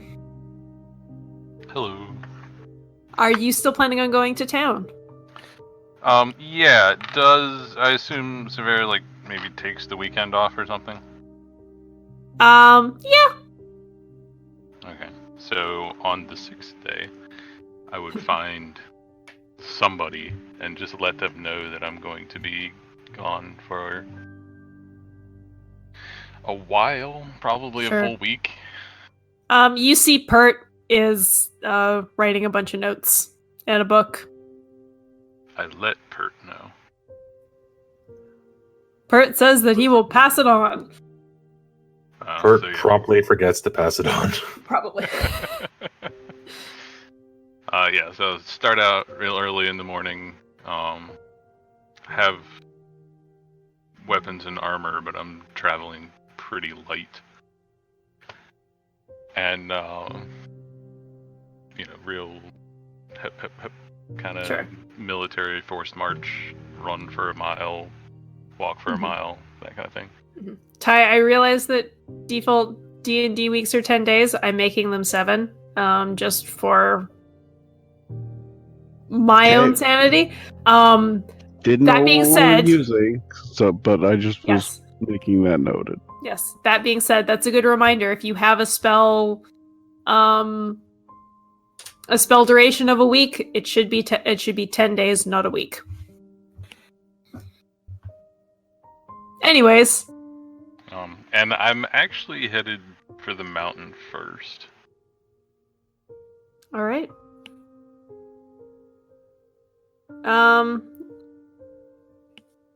So you would get back up the mountain by nightfall. Make a perception check. Oh, right, because I actually got to find it.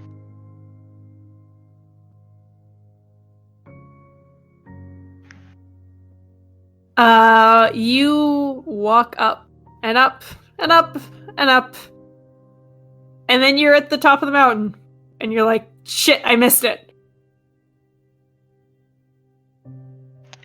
Do I remember to look for a rock that looks like a cat? You do. Make another perception check. Okay. This time, as you're walking down, before you even see the rock, you notice these black and white flowers on the side of the steps. And you remember that those were the ones that fire made.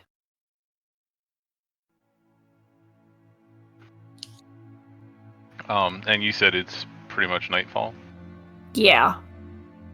You'll have to refresh me. Is there, like, if I climb down the side of the mountain, is there an area down there that would be suitable for sleeping as opposed to just sleeping on the steps for people to trip across? Yes. Like, all 6 of you wouldn't be able to sleep down there, but you alone could. Yeah. Okay, so I'd do that. Okay. Probably no fire, just kind of Yeah. trying to hide, sort of. Sure. Trying to not draw attention. Okay, roll me a d10. That's ominous.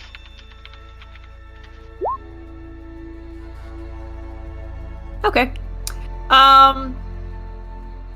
The rest of you notice that Rizwin doesn't seem to be around tonight. If the old lady is free, I talk to her for stories. Okay. I will just sort of, because I don't have a lot of this prepared, that she will tell you some stories about Selune. They are all very much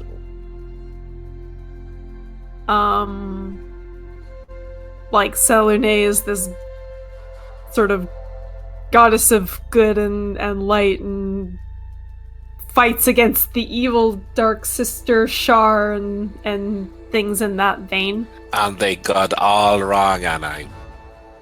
No, you don't know how to talk. They go. Okay.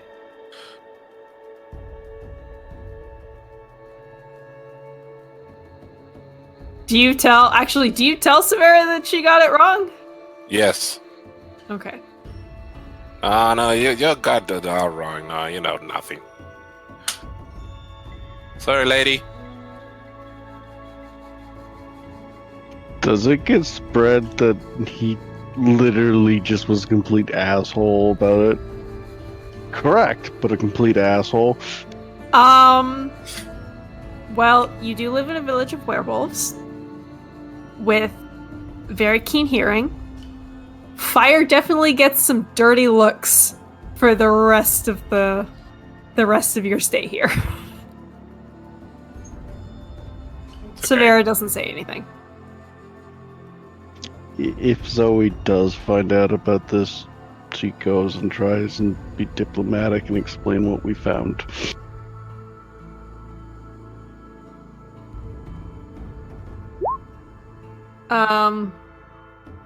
Nobody's like overtly hostile or anything. People are just slightly cooler towards fire, which Zoe figures could be from a lot of things. What did he do? He went and told the village elder that she was wrong when she started telling stories about Selene and her evil sister. Oh.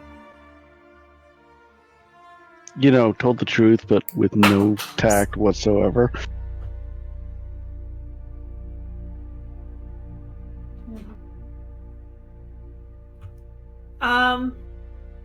The next morning comes around. Rizwin is not back. Does Pert actually forget to tell anybody? Probably by morning he remembers. Oh yeah, Rizwin said she'd be gone for a week. Gee, thanks you. But she went alone.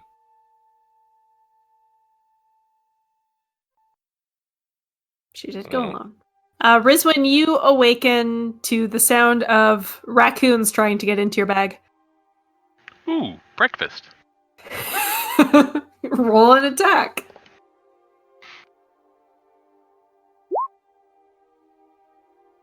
I think that's enough to hit a raccoon. You have breakfast. Mm-hmm. And then, so quite honestly, neither I nor Rizwin really know why she's there. She just kind of spends the day walking through the area. Does she go back into the temple? Oh yeah, definitely. Okay. So she spends the day walking through the temple, sorry. Okay. And specifically the one thing I know that she would want to find if she could would be like a holy symbol, basically. Okay. So you walk through the temple. You see, I assume you have a torch with you. You see like the reliefs of all of the soldiers on the walls. And then you pass by the room with the 2 statues of Shar that required a blood sacrifice that you so kindly smashed on your way out. And you walk through some more hallways, and you get to the big statue of Shar with the little bowl covered in diamonds.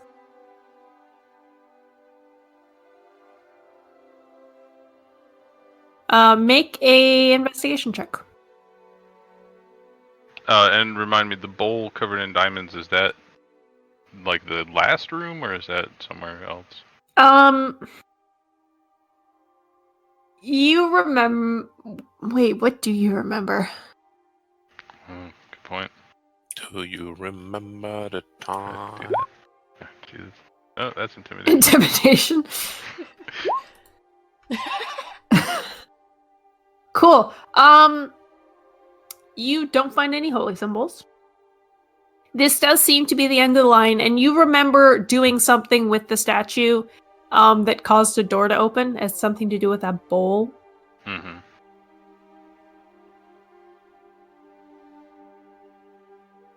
Actually, that's just... She remembers meeting both of them, right? Yeah. Okay. It's just a little fuzzy on how she got the door open. Right. She attempts to get the door open. Or actually, I don't know if she actually tries to do anything. Maybe she just sits in the room for a while waiting for something to happen, basically. Okay.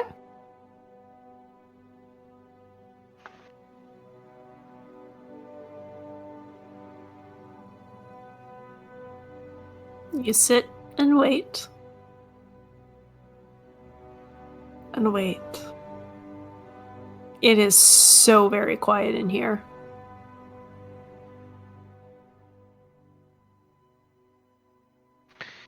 After like a half hour, starts meditating like she had been. Mm-hmm. And spends up to like probably 2 days there. All right. If necessary.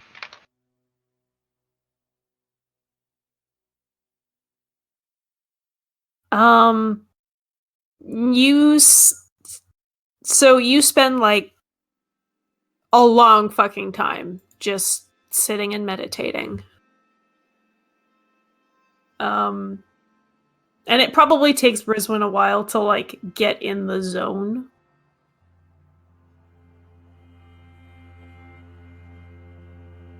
She doesn't seem to me to be the type to easily sort of let go of all of the thoughts and just have a calm mind. I would argue that unless something else is going on, she has just been practicing for like a week, and she is disciplined. She has That's fair. Military training. So like if something else is going on, fine, but under normal circumstances, I wouldn't think it would be too hard.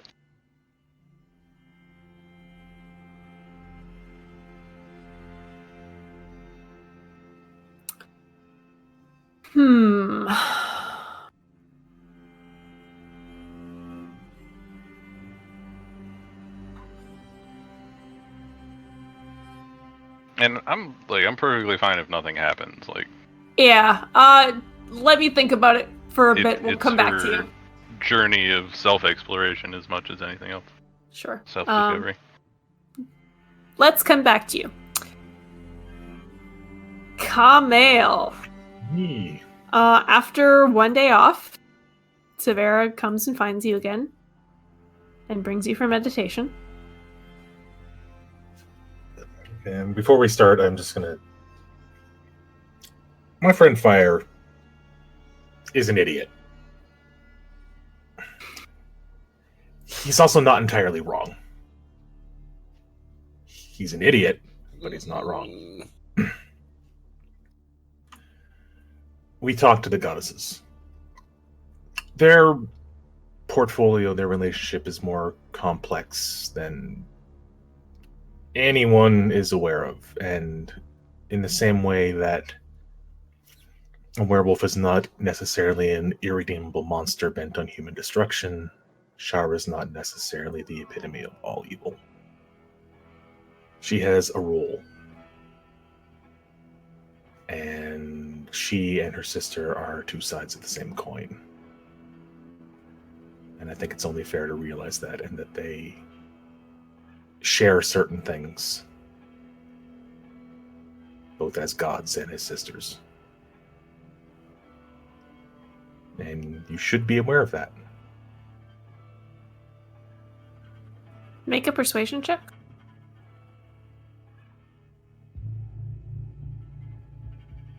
Roll high. That's not high. She considers your words. And you reach the clearing and she sits down and says, I suppose it is not so very just to hate those that are just bringing balance to the cosmos. Perhaps you have a point. It's just my view. It's based on the knowledge I've gained and my own experiences. I've seen evil. I've fought real evil.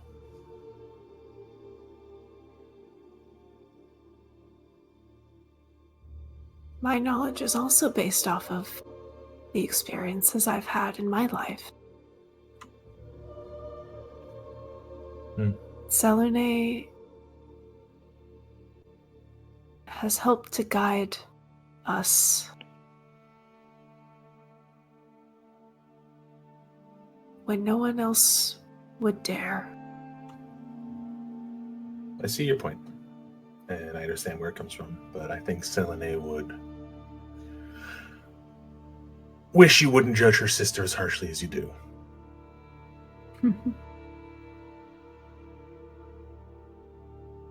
But that's your path to walk and for you to discover on your own.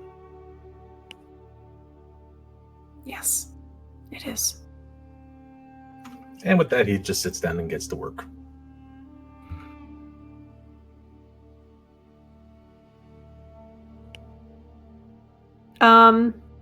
After a couple of hours, she interrupts your meditation. Mm-hmm. How do you feel about being a werewolf? It is what it is. It happened because it happened, and I'm glad it didn't happen to someone else, because for it to happen to an innocent, for it to happen to someone who isn't as prepared would be tragic. And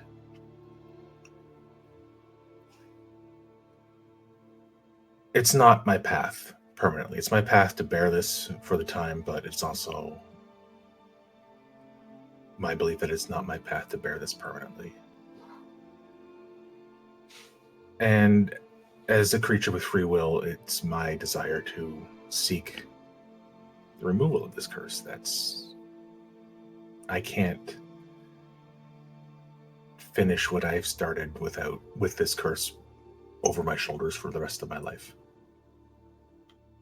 And what will you do if it cannot be removed? Many have tried, but it is a difficult thing, and there are very few in the world who have the power to do so. I understand that. And what happens, happens, and I will just follow my heart. and this is what my heart tells me. It is no disrespect to you as werewolves. It is simply the choice I make for myself. You're taking this very well. I'm impressed. I come from a region of the world where strange things have happened. We're very practical people. And we've been preparing for things happening to this world for a very long time. It's in our nature. Also, as is obvious, some of my people are not what you would call normal humans. I can see that.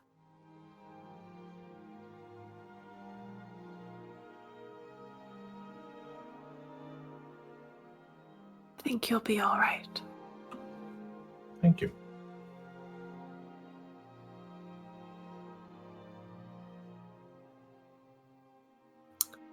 Rizwin, you open your eyes after a long, long time. And as you sort of just look down randomly, you see a little silver bead sitting in your hand. It doesn't seem to have any weight to it.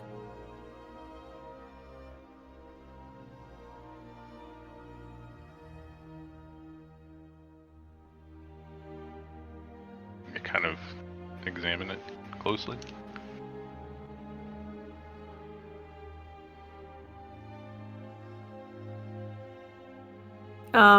As you sort of pick it up between two fingers,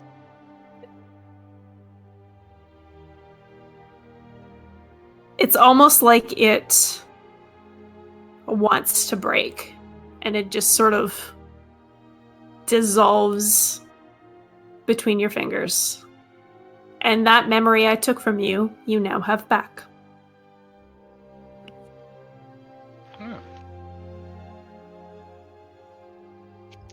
You had a memory taken from you?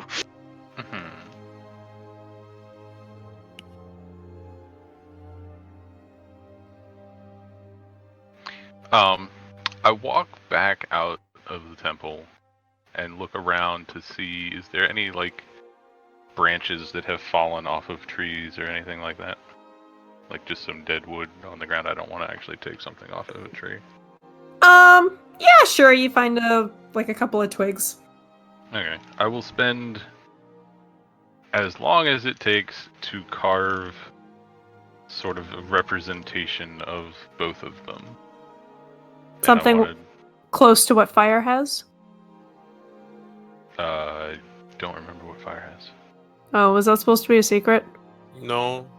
Fire has... Oh, you can describe it. I have just a little token made out of wood with the symbol of each one on each side. No, I don't know. Like I don't know how skilled she would even be at this. Mm-hmm. But I want it to like actually depict the people or gods. Oh, I see. Make a dexterity check.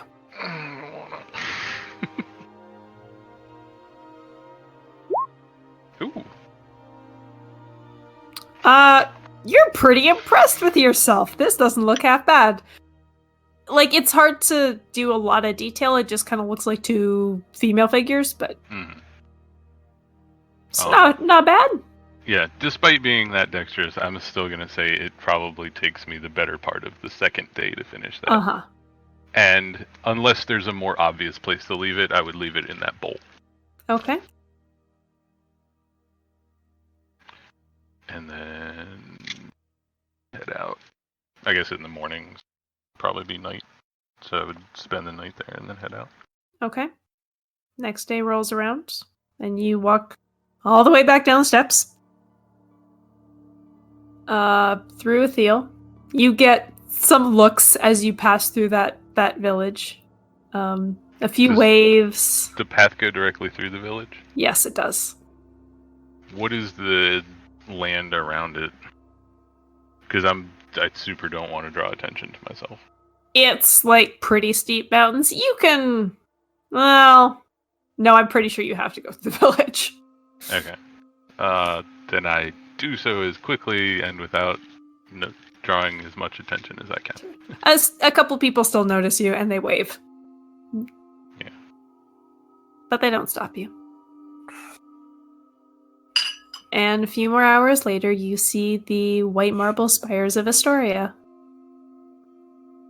Do I know how to get into the city without drawing the attention of any of the guards? Or anybody that would report back to the commander? Because I really don't want him to know that I'm here.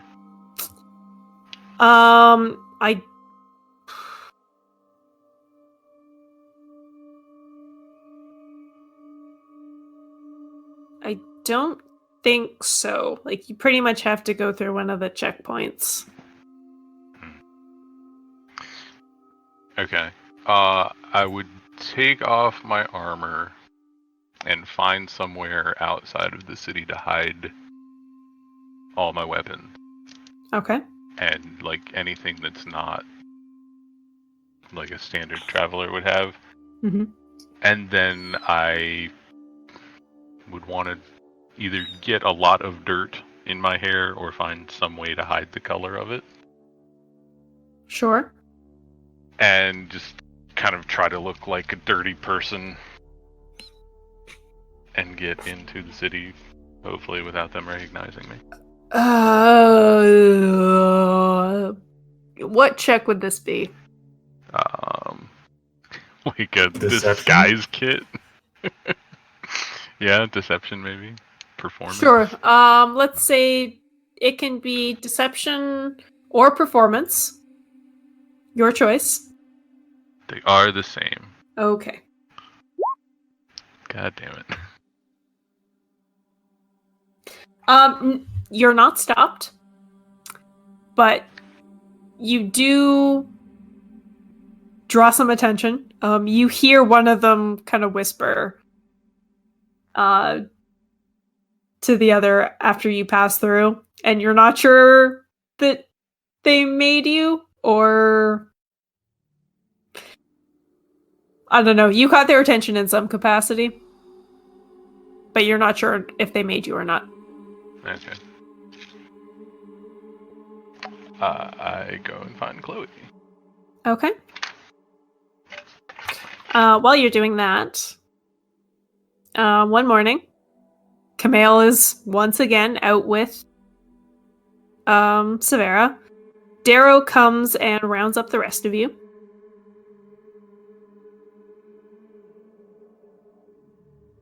What's up? And you all need to learn how to take care of your friend when he transforms. Sit on him.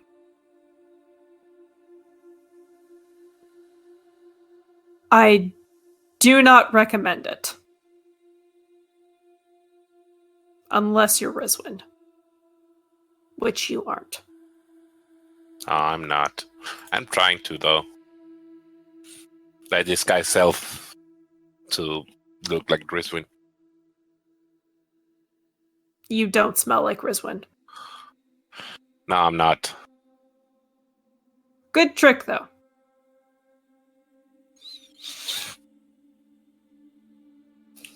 So, Darrow kind of shows you guys a little bit of what to do. He provides you with some chains. They are not silvered chains, you notice.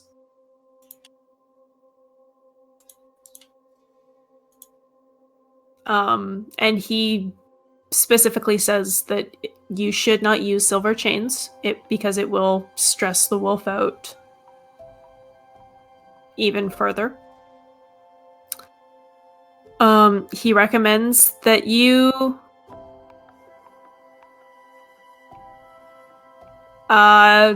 make sure he's well fed beforehand. And to think of it kind of like caring for a hurt wild animal. how to do that. I know how to do that, says Rizwin.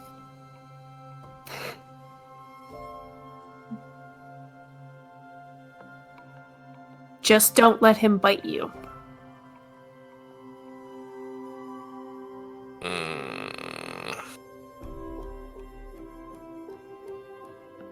Try to keep him as calm as possible, though it will not be very possible for the first few times.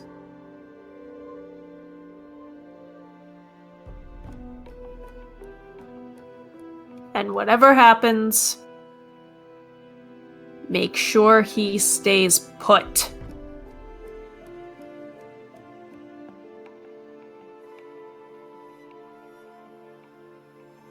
Got it? What's the risk of him hurting himself?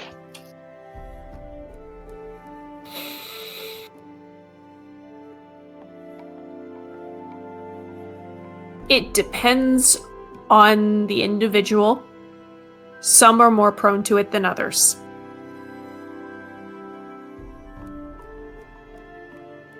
Is it possible to treat him while...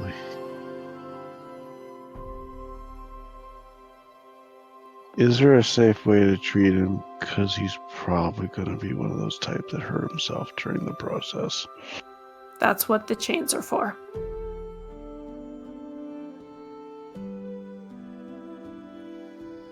The best thing you can do is keep him calm.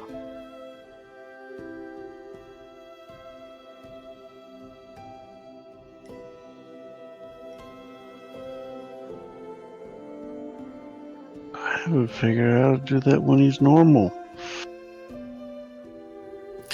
I know one good trick, says Rizwin. I need to not to be there. You and Pert need to go for a walk at that time. Yep.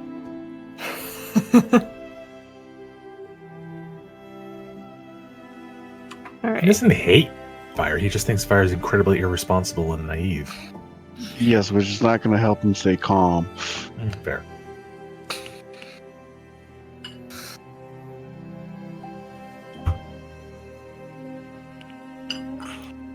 All right, Fire. You catch a glimpse of yourself in like a little puddle on the ground. And you're like, "Hey, I did a pretty good job with Rizwind," and then you notice that the hair color's not quite right. Really? Dang it. Close, but. Go back to myself. Mm-hmm.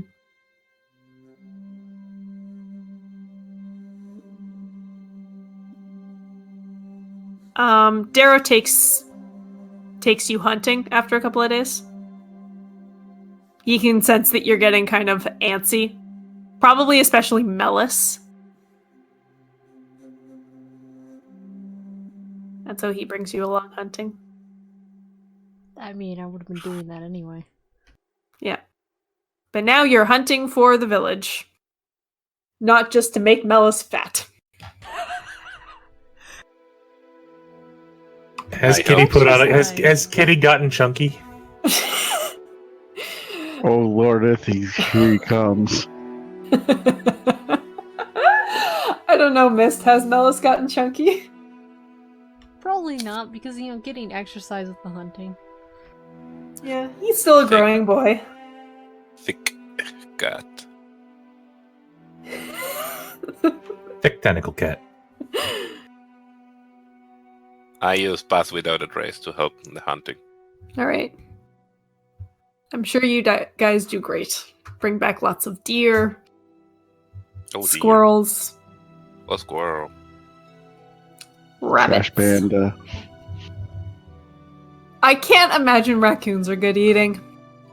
No, they gotta be greasy as fuck, right? We gotta ask Rizwan when she gets back. Mm-hmm.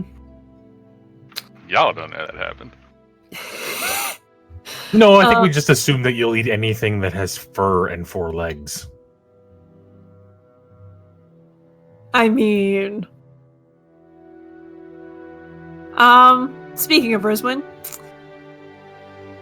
you, make your way through town, And though your disguise didn't really do much for the guards, people definitely seem to be giving you less notice than normal. Maybe because your hair is covered, maybe because you don't have a whole bunch of weapons, who knows? Though you do look a little bit out of place, dirty and grimy against the very white, pristine streets of Astoria. But you make your way through the streets to Chloe's house. Before I'd arrive at her door, I would at least shake out all the loose dirt so I don't track it all over her house. Sure. Make a perception check while you walk through town.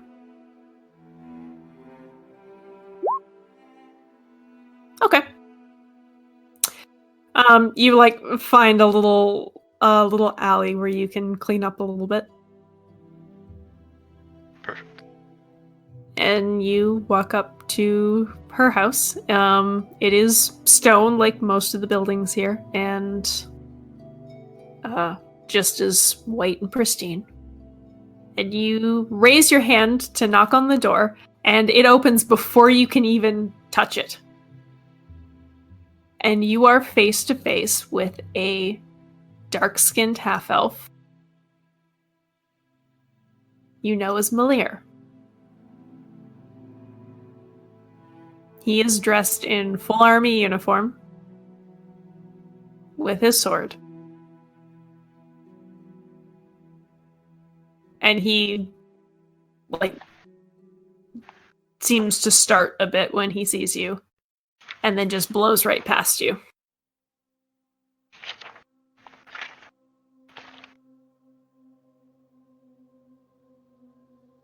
I'm visibly annoyed.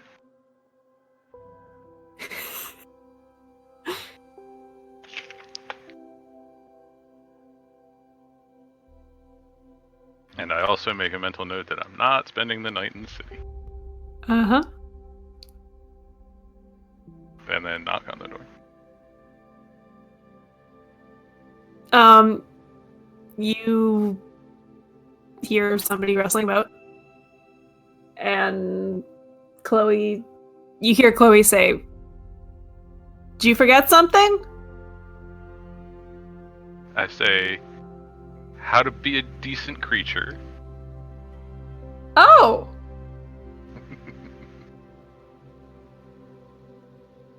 I thought you were leaving. She kind of pokes her head around the already open door. Oh, he didn't close it? He did not close it. Okay. I sort of wave, hello. I thought you were leaving. We did, and now I've returned for the day. I was... Come on in, I'll make you some tea. Yeah, go in. You go into her sitting room, and there's 2 teacups already there that she quickly clears away.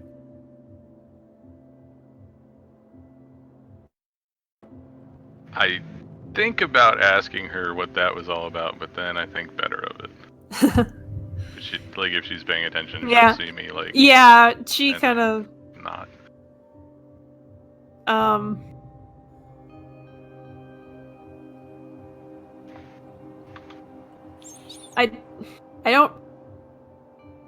I know you're curious. But I don't want to talk about it too much. None of my business.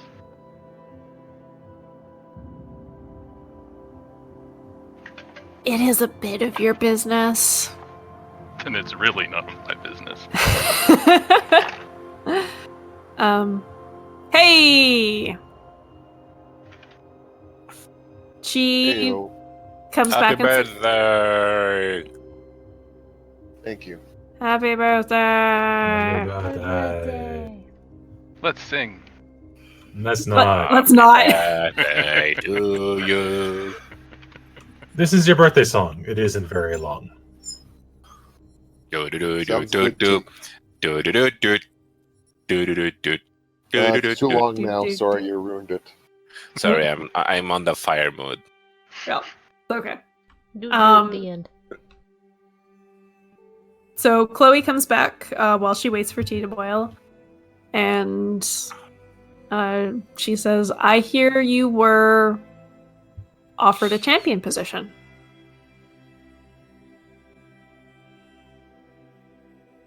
That's true. And you turned it down, and well, they needed somebody, so she kind of like motions towards the door that Malir left out of.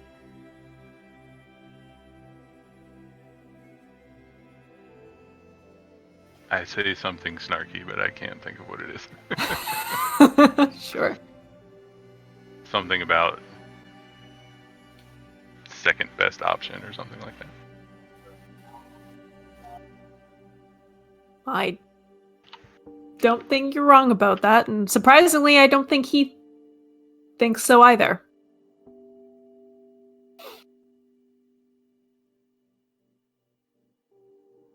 He had to make his way back here eventually.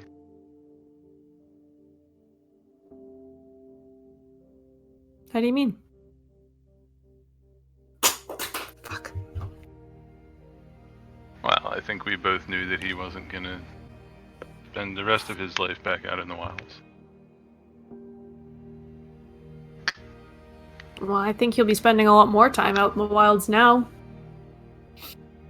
True. But now he gets to feel like it's important.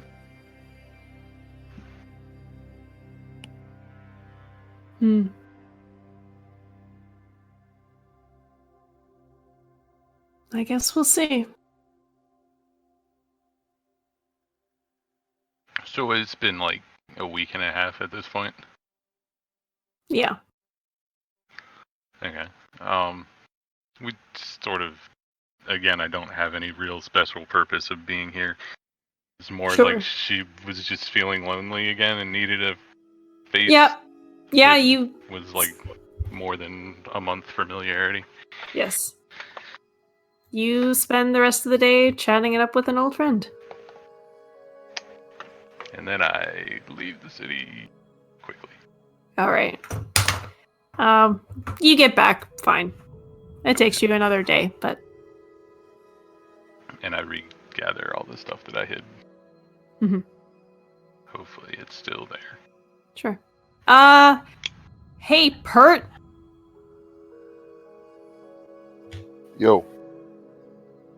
So you just spend your entire time cataloging stuff? Cataloging the society and culture of the werewolves, yeah. Sure. And how they're such a mishmash of races, yet have a seemingly stable society. At least it hasn't burned down as far as I know, right? Yeah. Part of Fire, it did. put down the mushrooms. Why? They're mine. Is now the time we tell you that Fire has a mushroom farm backpack?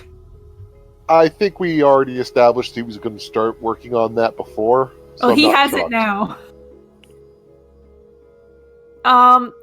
After like a week and a half, Darrow comes up to you, Pert. Yep.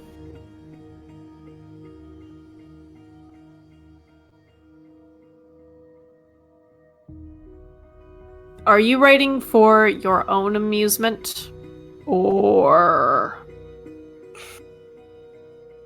Some of my own amusement, some to catalog for the future. You've got such a stable, reasonable city despite the diversity of people. I wanted to see if it was anything other than the ailment that's inflicted your kind that's made it work so well. Part of the reason it works so well is because nobody knows we're here. And I nod and show that my book is written in cipher. I respect that. He nods, seemingly satisfied with the cipher.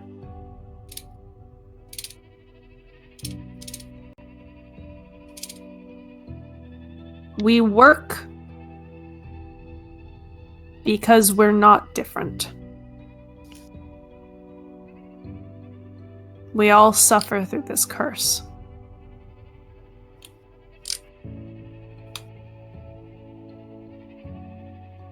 We have to take care of each other. And you seem to do it very, very well. I compliment you.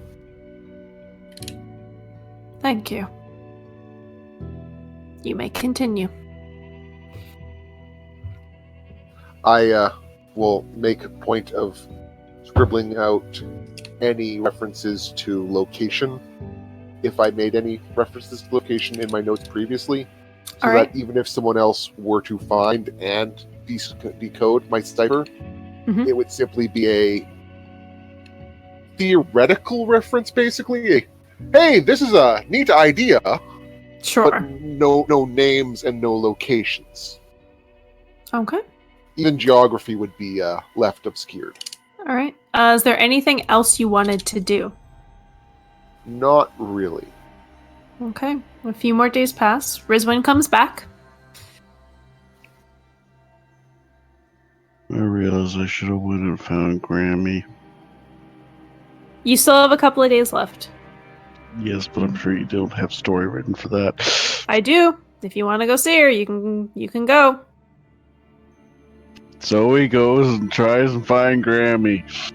Probably lets someone know before leaving. Do you go by yourself? Zoe won't specifically invite anyone, but she won't stop anyone from coming. I'm coming. Zoe stops fire. Why? Because she doesn't like the fact that you're carrying a poison mushroom around everywhere. It's contained now. It doesn't like to be called poison mushroom. It's angry mushroom.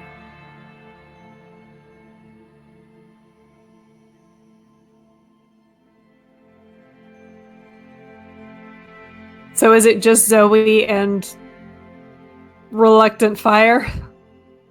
I don't think fire's reluctant. No, Zoe's reluctant. This is correct. Anybody else want to go? I sing along the way. If fire is going, Amla will go too. Okay. That's good, because you're going to have a much easier time finding it again with Amalus. This is probably true. Amalus, make a survival check. I believe you have advantage because forest is a favorite terrain.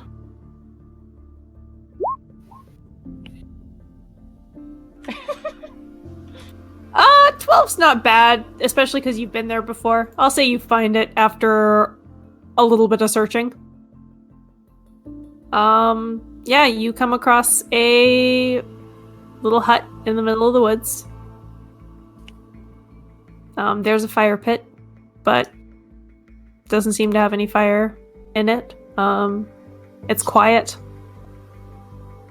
Quick fire, jump in the pit.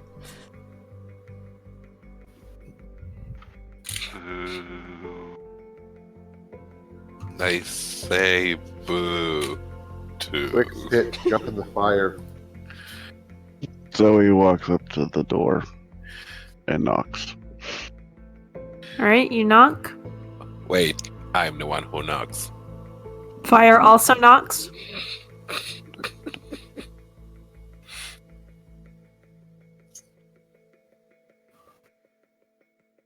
Nothing. Is there any noise in the, any noise whatsoever? Make a perception check. Why did I not take that as a stat? I know better than not taking that as a stat. Still pretty good. You don't hear anything.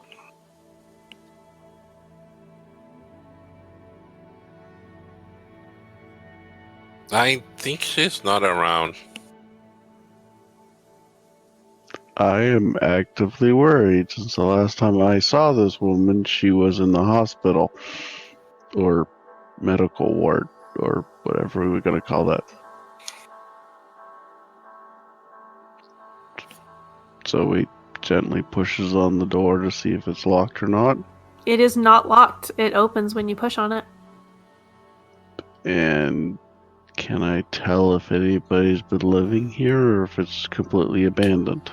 You poke your head in and you see some furniture, a table and a single chair, a bed that doesn't have any bedding on it, some shelves that are empty. This place looks abandoned. I think she moved away.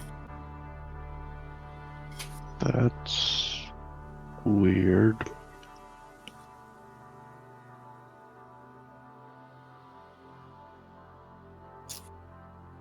The following comment is a joke. So he found her home.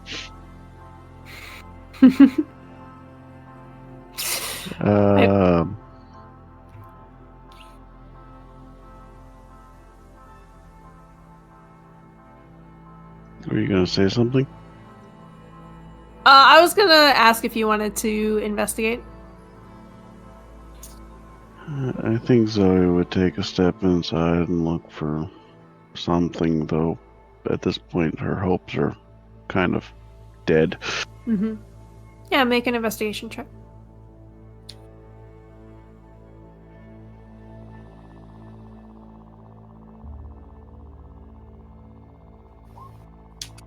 Oh. Dang it. I thought you took those back, Nibbles. Do you want any help? Yeah, want any help?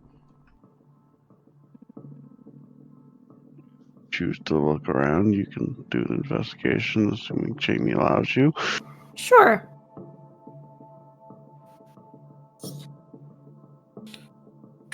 I'll allow it. Investigation. Okay, -1. Cool. Yeah, fire, you don't find dick shit. Not even a dick? Only your mushrooms. Amalus, as you're sort of looking around the little bedroom area, you find a plain wooden box that seems to have been left behind and still has a lock on it. You show it to Zoe.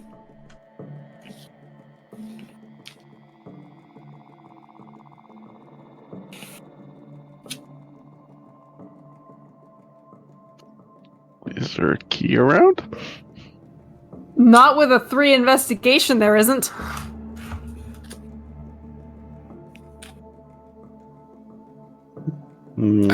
I have your key right here. A fist bump. How heavy is the box? Not super heavy. We will take this with us for Pert to open. That's no fun. As you pick it up, you hear something clatter around inside. Are we stealing? That's the sound of the key inside. Well, we probably are stealing, but the house is also abandoned, so... And at this point, Zoe is actively worried about Grammy.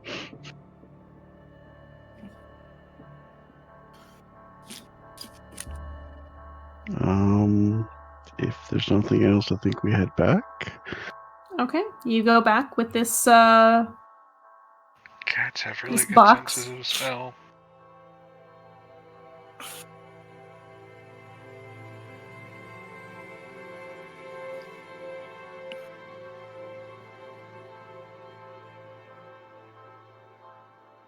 Pert, can you open this?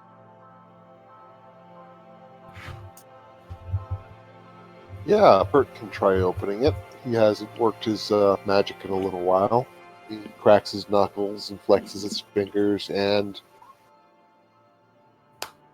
Jeez. Hot damn! Wow. You barely even have to put your tools in that lock before it opens. And you swing open the lid of this very plain box, and inside is a broken sword. It looks like it's been snapped, like the blade has been snapped in a bunch of places. I hand the box back to Grammy's hunter. I give Ty the box. Would somebody keep around a sword that's broken? Is this multiple different breaks? Yes, there are 3 breaks. Like, the blade is in 3 pieces, and then there's the hilt with a little piece of blade left. And the hilt is, like, real fucking fancy. And as you, like, examine the metal of the sword, this was a really, really nice sword.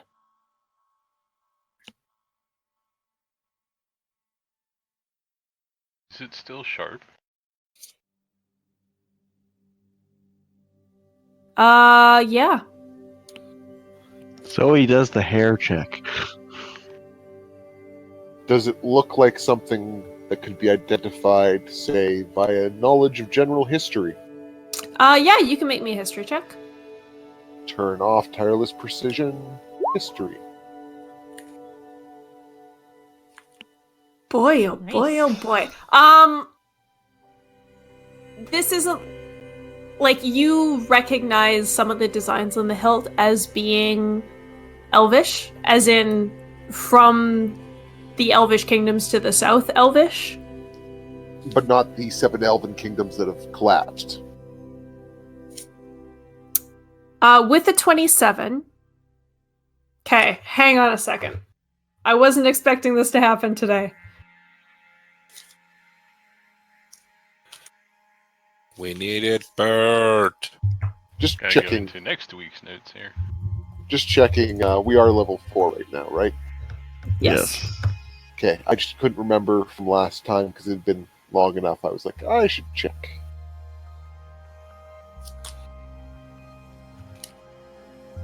This... So you know that there are currently 2 elven kingdoms. But up until very recently, there was a third. That sort of over the course of a war that ended like 4 or 5 years ago, it was conquered and split between the 2 remaining kingdoms. That third kingdom was called Anlenor. And Lenore. Yes. And this is the symbol of that kingdom. All right. I Does that explain. sound familiar? And Lenore. This is a sword from a kingdom that doesn't even exist anymore. It's Elvish. I believe the other 2 kingdoms recently overthrew and conquered it.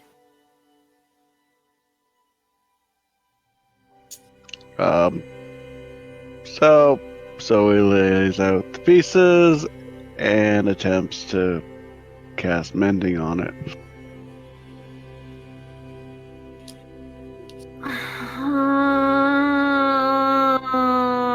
Put mending in the chat.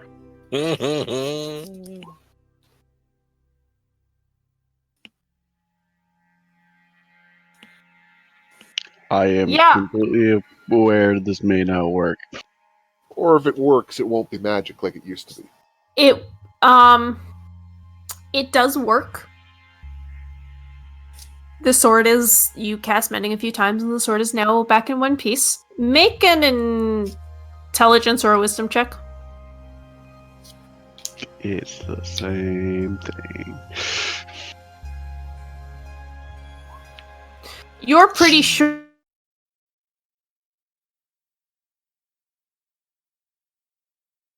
Again. Like, ooh, I hear music. What was after you're pretty sure? Because my neck cut out for a second. It would break. Yeah, you're pretty sure that if you, like, use this in combat, it would break very easily. Ah. But it is in one piece and probably a lot easier to carry around. It's now in the same It place was as Fire's pots. It was just a shield, or it's just the sword light, right? No hilt or Yes. anything. It was just the sword. Is there anyone in town that could make a hilt for it? A Or sheath, not a you mean? hilt, sorry, a sheath. Yes, a sheath. Yeah, Lynette could make you one. Lynette does leatherworking. Is it early enough in the day, or like not late enough that she'd still be open?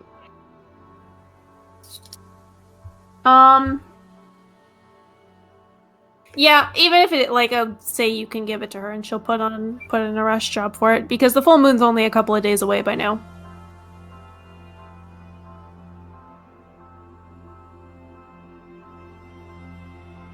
But she says it will be ready by the time you have to leave. Thank you. You're welcome.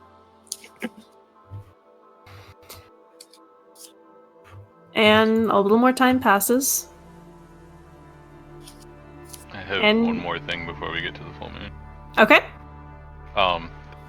Once I get back, I resume the meditation, and probably like 2 days before the full moon on the way back, I will ask her if there is anybody that she would recommend I talk to get an idea of what I'm going to have to contend with the day after tomorrow or whatever. Strength-wise. You won't be doing anything the day after tomorrow except watching.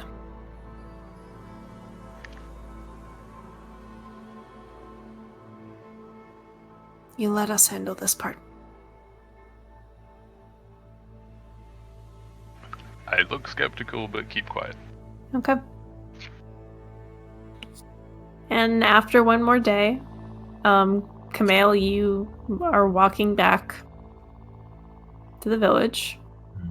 And it sort of dawns on you that it's tomorrow night. Tomorrow's the big night. Just... One day more. Yeah, he's just trying to keep cool, but maybe not entirely succeeding.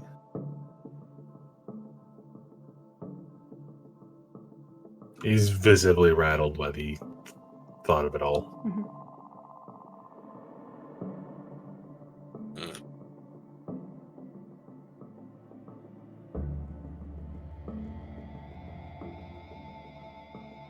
Severa will let you go back to your tent.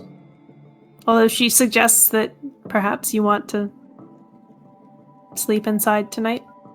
Probably, yeah. Like a human, so to speak.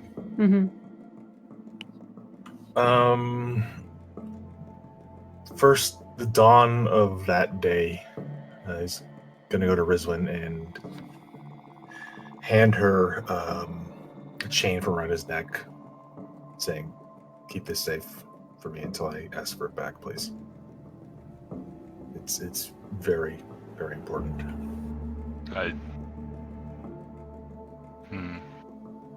Trying to decide if I would like tuck it in a pocket or actually just put it on. Probably tuck it in a pocket. He'd be fine with you putting it on.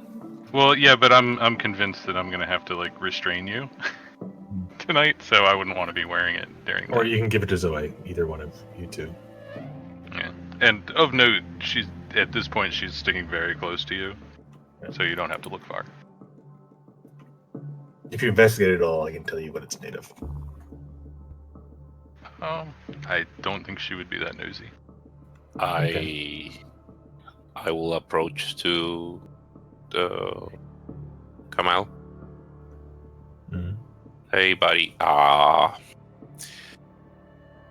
You know, I want the best for you, but also I know that I'm not the best on hard situations, or at least you think of that. I ask you, do you prefer me to be there if anything happens, or you do prefer to me not to be there so I don't annoy you? Follow your heart. I'll be there and try to not be annoying. Okay. You all hear a little whistle, and turn around and see Darrow standing behind you with a bow and some arrows. And he says, "We're going hunting. Let's go." All of us? Yes. That was me asking that. Kind of Oh, yes. He kind of, like, he came out the door, and you see, like, Zoe kind of stumble out sleepily.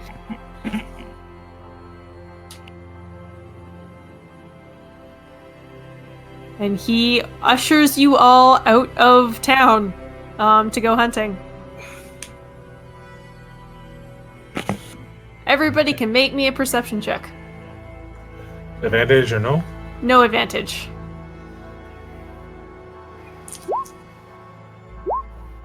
Perfect.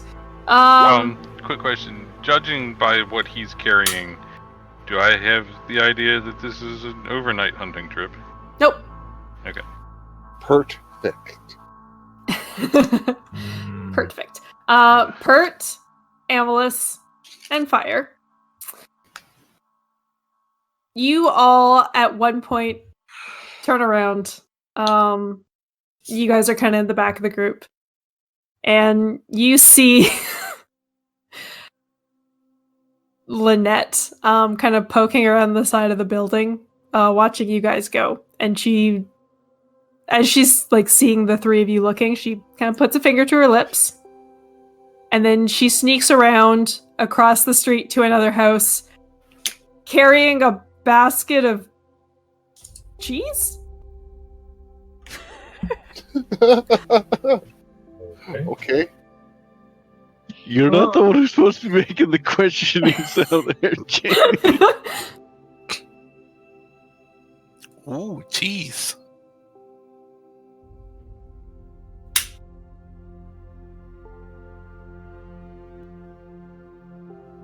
And you continue on to follow Darrow into the forest. Miss, do you want to make a survival check with advantage? Perfect. After you've been hunting for a few days together, and Darrow is perfectly happy to let you take the lead. And you think you find some tracks? Maybe of like a boar? Perhaps? Uh-oh. And you very quickly and very efficiently follow this trail. And you can hear some snorting and stomping from up ahead. And as you look into a clearing, you see these 3 giant boars.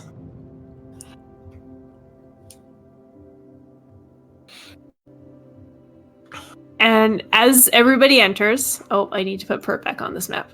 As everybody follows you into the clearing, they're big. And you also notice there's something not quite right about these animals. There is this black ichorous substance that seems to like bubble up from under their skin and run down their bodies and onto the forest floor.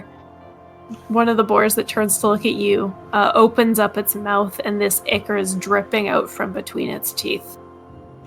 Yeah. I activate my spores. And everybody can roll initiative. As soon as we see these, I ask for my necklace back from Rosewin. I'm gonna need it. It's my holy symbol. Yeah, I hand it over. I don't know if I can fast enough. Can I activate my spore before initiative? No. Dang it. I can't select my token. Uh-oh. It's okay. You'll be able to get it to me at some point. Mm-hmm. You were saying? You still can't select your token? I just dragged a new one out.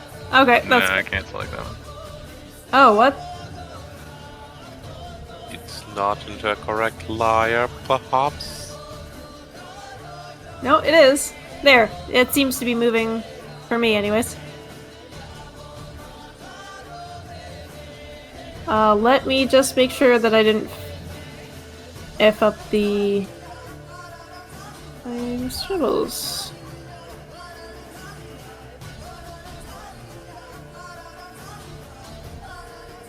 Are you still having issues? Nope, I'm good. Okay. Alright, is that everybody? Oh, nope. Werewolf.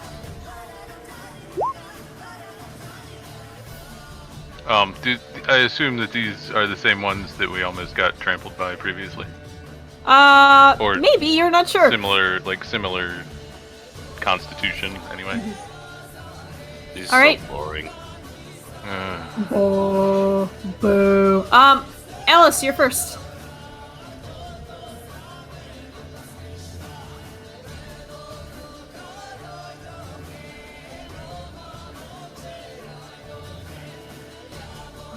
Let's see.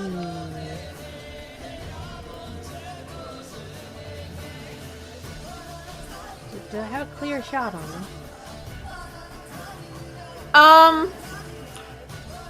You'd have a hard time hitting the one in the back, but like one or two you can, well, no, not one, two you can hit, I'd say. I will shoot an arrow at... Okay. Actually, first I will hunter's mark it, then I'll shoot an arrow. Alright, give me a shot.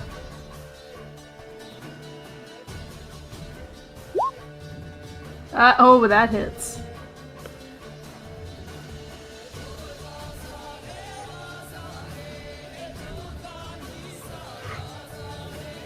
Alright, you let your arrow fly, and it hits into this, like,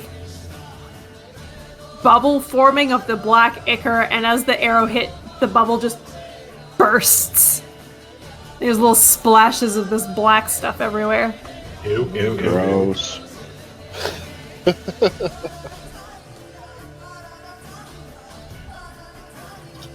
Anything else you'd like to do? I will stay where I am.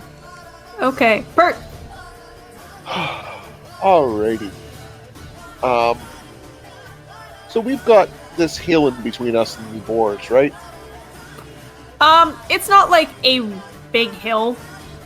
No, but it's, a change of elevation and stuff, so between that and the other 7 people around here, I could probably disappear, right? Depends on how well you roll. Then I'll use my cunning action to attempt to disappear. Alright. And, stealth. There is no way that they can, detect you. Okay. And 5, 10, 15, 20, 25, 30. And then I'll simply drop an arrow in number 3. Alright, make an attack with advantage. Cool. Ouch. Yeah, that misses. Kind of goes sailing over the top of its head. That'll be my turn. Alright. Zoe! Okay.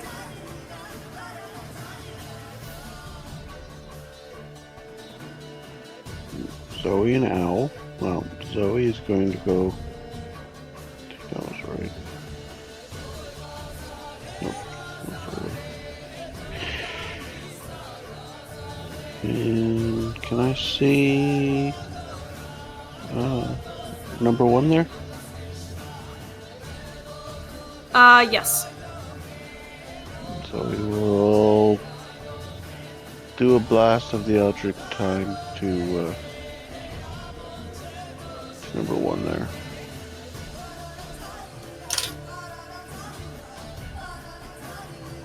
That hits. Oh my god. You That's deliver max just damage. an incredible blast that, like, breaks off the tip of this thing's tusk. And it rears back. And then Owl will follow up.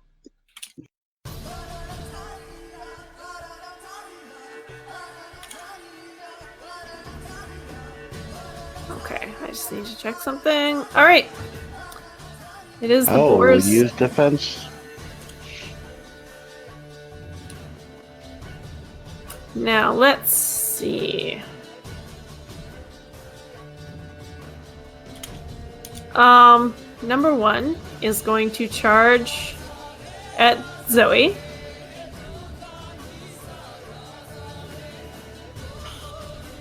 Oops. There we go. Eep. Eat? Eep. Oh, eep. But it cannot make an attack.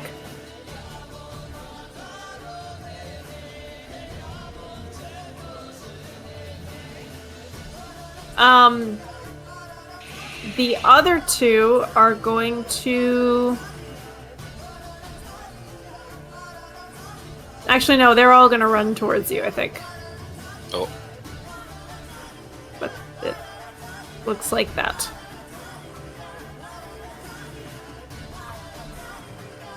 And that is all they can do. Likewise, it takes an action to transform. So Darrow drops his bow, and you see his face sort of lengthen, and his hands turn into these really sharp claws, and he gets a little bit taller and a little bit broader, and looks a little more like a wolf. But that is his action. Camille. I forgot hairier.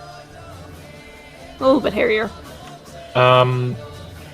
What would you consider grabbing my holy symbol from Wizard being? That'd be a bonus action. Yeah, that's a bonus action. Okay, use my bonus action to snag that from her. Mm-hmm. And is it 5 to move through willing allies for you? Yes. Yes. 5, 10, 15, 20, 25. Or...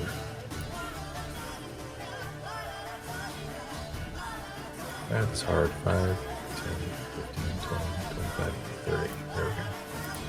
No, 30. Yeah. That's about as far as actually. I'll just charge. Screw it. Okay. I'll be a threat. That's my action. You couldn't charge to here? Fine, I'll charge to there. Rizwin! Movement. Attack. That hits. Which one are you attacking? One, I assume? Yes. Okay. Give me damage. 1 second.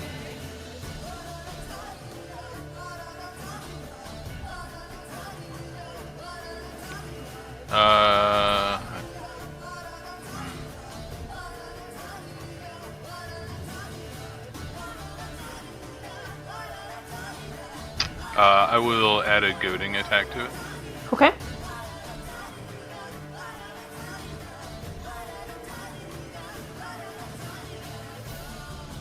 Goading.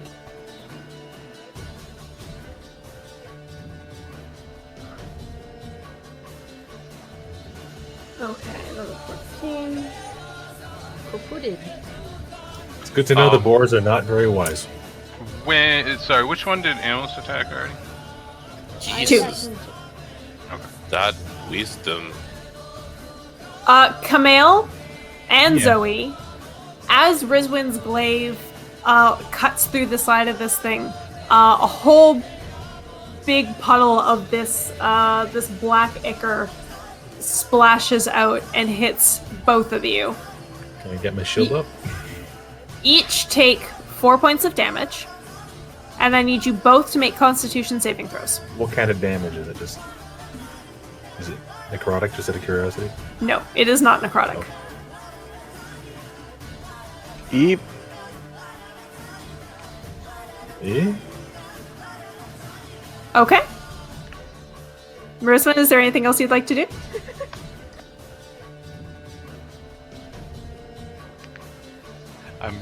suspicious of the DM. Yeah. That's a free action. And that's the end of my turn. All right, fire. Nope. I think that's a nope. On the nope scale.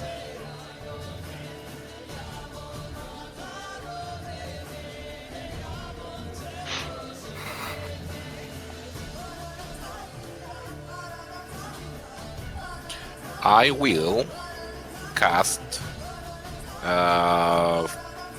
Flaming Sphere. Right there. Let me drive. Just need to make a flaming sphere token for you now. Kapoof. Cool. And oh my god, let me. Flaming square. It just hasn't rounded off its edges yet. It's got a roll of it. Submit. But I want to read it. Let me give me a You second. need to link the spell card as opposed to the. I hate how A it does that. 5-foot sphere appears in an unoccupied space. Well, that space is definitely occupied. Yes, I'm working on it. Here. Okay. Any creature that ends its turn within 5 feet of the spear makes the saving throw. A dexterity saving throw, they take 2d6 fire damage on a fail save or half of much and a successful one. As a bonus action, I can move it 30 feet. If I ram into a creature, the creature must do the saves. The same save. Okay. So I'll put it there, and as a bonus action, I'll whoosh the 3 of them and end up here. So the 3 of them need to do the saving. Can you move through a creature's space, or does it only bounce off a creature? I don't think it moves through a creature It space. doesn't move through creature space. No, it's a physical. You can direct over a barrier. Doesn't say anything. Flaming sphere. Yeah, and the sphere stopped moving. Yeah. So, can I say that I put it here and I jam it in the butt on one?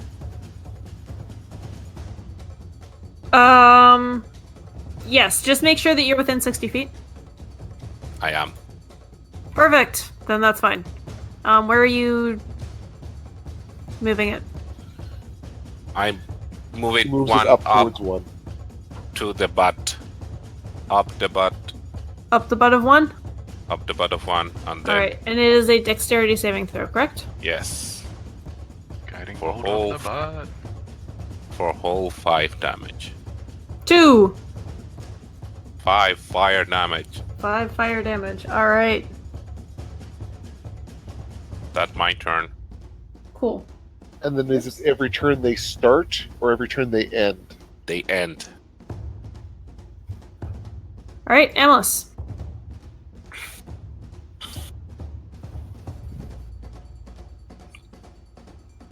I'm gonna use my action and tell Kitty to go attack number 2. Okay.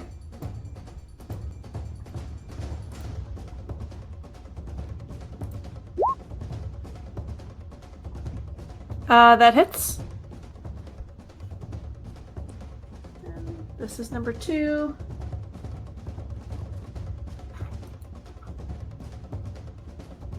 Kitty takes 3 damage.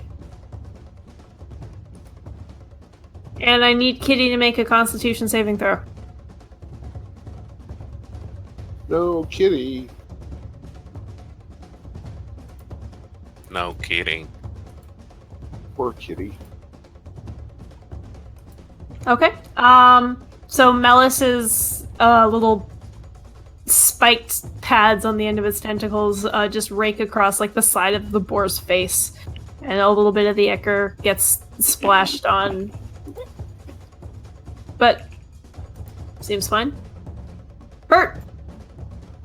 All right.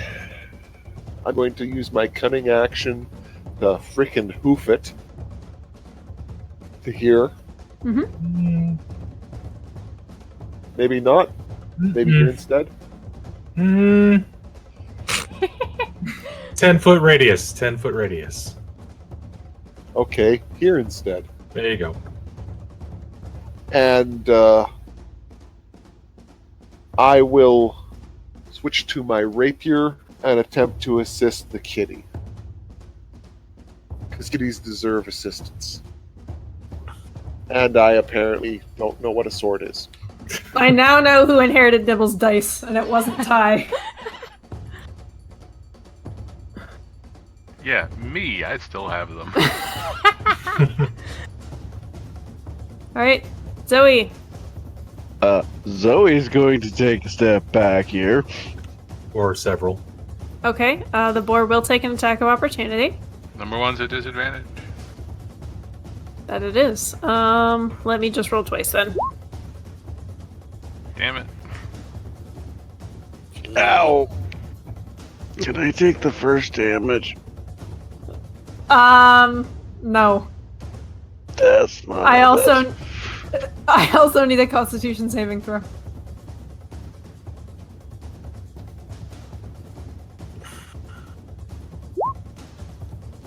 Okay. As this thing, like, gores you in the back with its tusk, you sort of look back at the wound, and there's just a little bit of this black ichor sitting on your skin.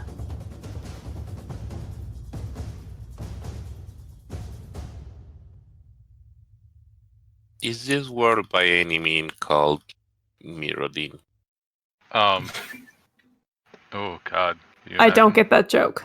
It's a magic joke. Oh. Yeah. The Phyrexian oil. Did we, I don't remember if I've asked you about this before, for Sentinel, did we decide that instead of the creature being within 5 feet of me, if it's in my threat range, I can make an attack? Oh God, I don't remember what we decided. I think we decided it was your threat range because you're using your reach weapon. Right. Yeah, it doesn't make any sense if it's only within 5 feet if your reach is 10 feet. Okay, so I will respond to that opportunity attack with one of my own. Okay. Why the music? Nice. What? No, this song isn't supposed to be in here. Very chill, crit grave. There we go. Oh my God. Now, I hadn't intended to use this superiority die, so I guess I still won't, Okay. even though I want to. Very nice. You cut a very, very deep gash in the side of this thing. Camille and Pert will take... Nope, that's not it. 4 damage. And you both need to make Constitution saving throws. Fuck me. Okay. Yeah, she will. So now Okay. Camille is also a wereboar. I'm Alright. hoping it's a disease and I'm resistant to it. It is not. It is not a disease. Camille, a little bit of it gets in your eye. And you just, very, furiously try to blink it out.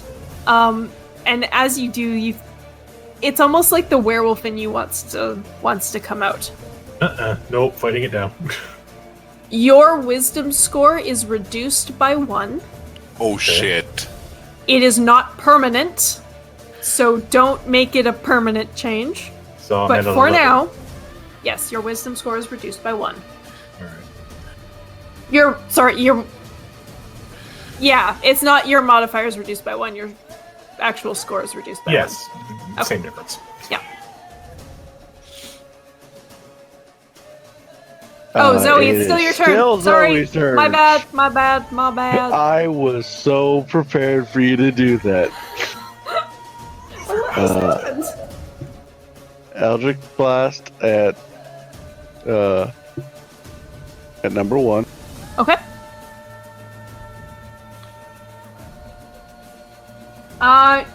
You blast this thing, just on the side of the head, right in the temple, and it snorts and shakes its head and just can't quite seem to shake it off, and it falls down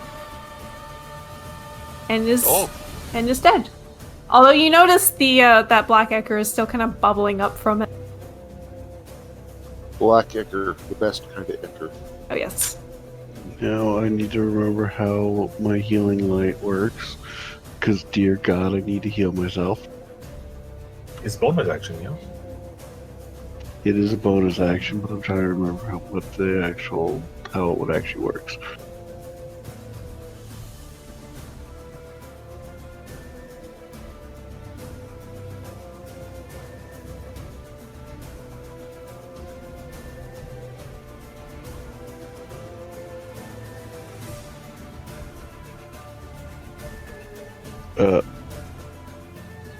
So he's going to use 3d6 of healing light.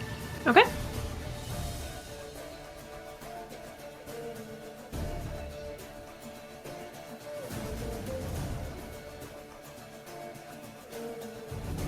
So he feels better.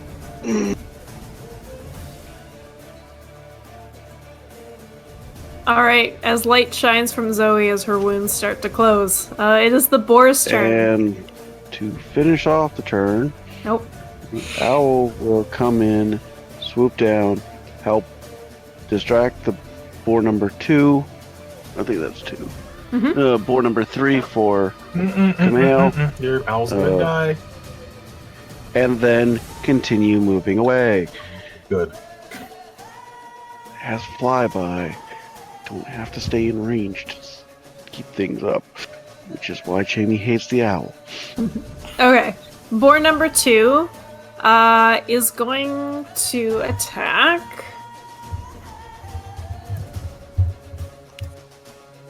Melis. It has disadvantage. Yep. 1, 2. I think an 11 misses. Yeah. Alright, this thing brings up its hooves to try and stomp at Melis. And that cat is just not where he expects. Number 3 is going to attack Camille. Yep, that's the plan. No. And it just harmlessly bounces off your shield. It's pretty pathetic, actually. Yep.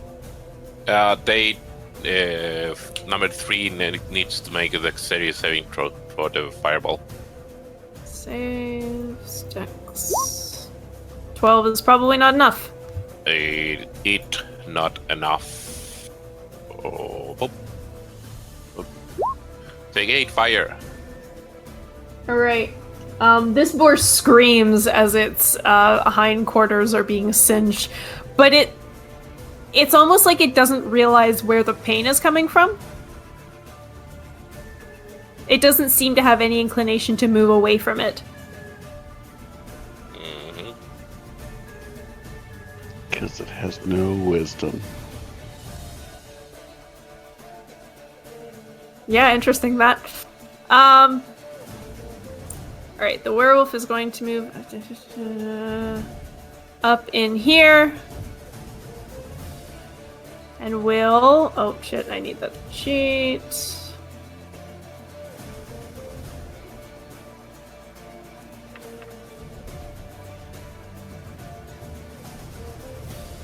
Okay. We'll make a bite attack for a whopping 3 piercing. And that claw misses. So the werewolf comes up and bites this thing in the leg. And then goes to attack again, but just is so taken aback by the nasty taste in its mouth.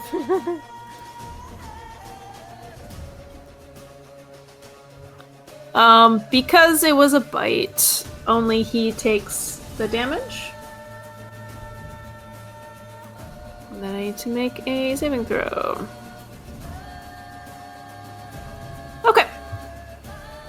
And that is his turn. Camille. I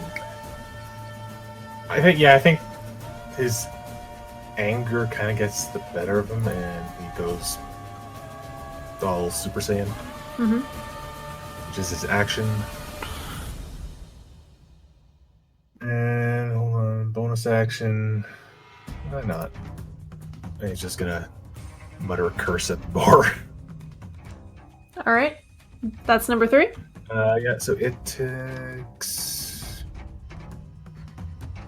Is it at the end of my turn?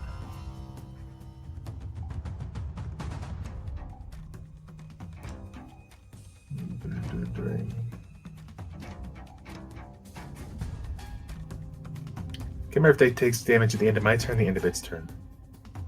And then yours, I think. Okay, so yeah, it takes 2 radiant damage. Okay. That's number 3. And I take 1. Okay. Rizwan.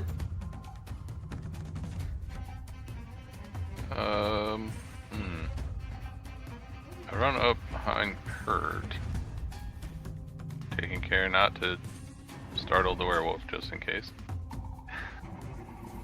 And do another goading attack. Okay. Spartan fighting style. There are 2 down there. Uh-uh. That misses. You just kind of clip the very, very tip off its ear. Jimmy, is there a way for you to put an aura around me that everyone can see?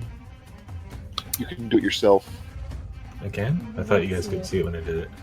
Oh, true. I don't know about that.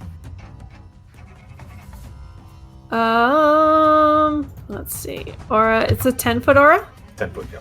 Also sheds light, but that's less relevant in the middle of the Can day. you guys see that? No.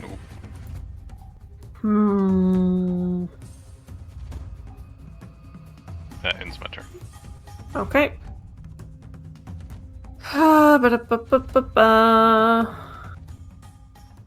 Yeah, no, Pertin, Okay, well, I can see it, so. Okay, fire. Bonus action. The sphere goes around and butt in the butt. All right. Dexterity saving throw. Oh, he makes it. So he takes half. Okay.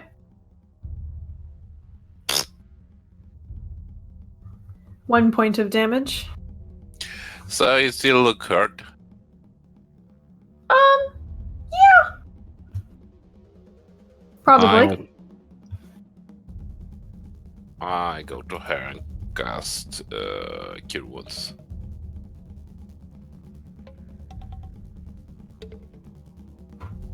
Boop. do you That boop might- her on the nose? Yeah. Boop.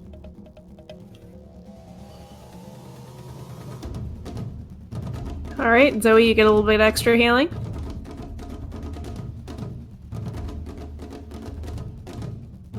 I assume that's the end of your turn. Yes. Okay, Amalus. Kitty attacks. Kitty attacks. That hits. Man, Kitty's the best. Kitty is the best. Kitty is best kitty. Kitty and Hurt and Darrow both take 2 points of damage. And everybody needs to make a Constitution saving throw.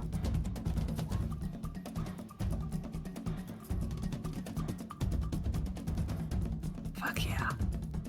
Okay. Anything else you'd like to do? I will fire an arrow at it. We all Okay. hear the fuck yeah. Yeah, we did hear the fuck yeah when she rolled poorly. Yeah. Uh-oh.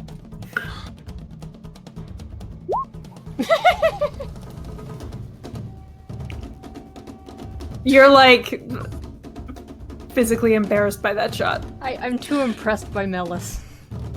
You all joke about Nibble's curse, but missed, he always has the worst luck. I'm sorry. How many times did you try to hit with Shillelagh the first game? A lot. Like How many 4 or 5 times did you hit with Shillelagh the first game? 0. No, he did hit. Oh yeah. Didn't you're right. didn't he have to get owl help to actually finally hit with the Shillelagh? I will curse on your all graves. We love you. Amelus, anything else?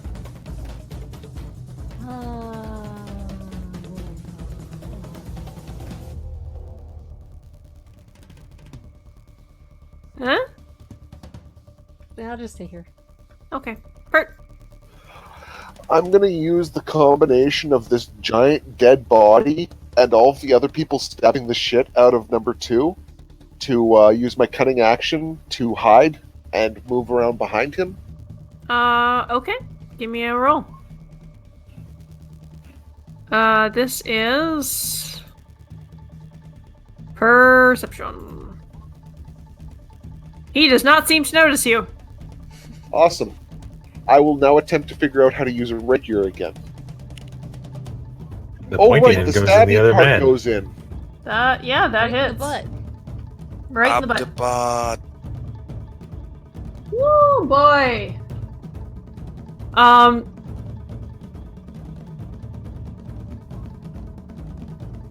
This, like, your rapier just goes into its hindquarters, and you see it, like,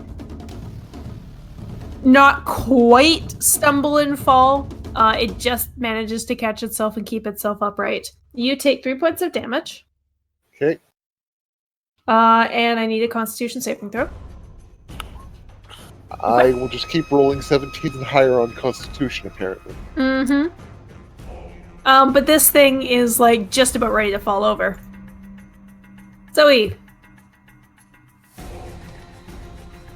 So we will take a pot shot at number 2. Okay. Aw, dang it. I had a reaction. It probably wouldn't have worked. No, actually that probably would have. Oh well. That's probably That- gonna miss. Yeah, that just misses. Your Eldritch Blast just kind of kicks up a little bit of dirt at this thing's feet.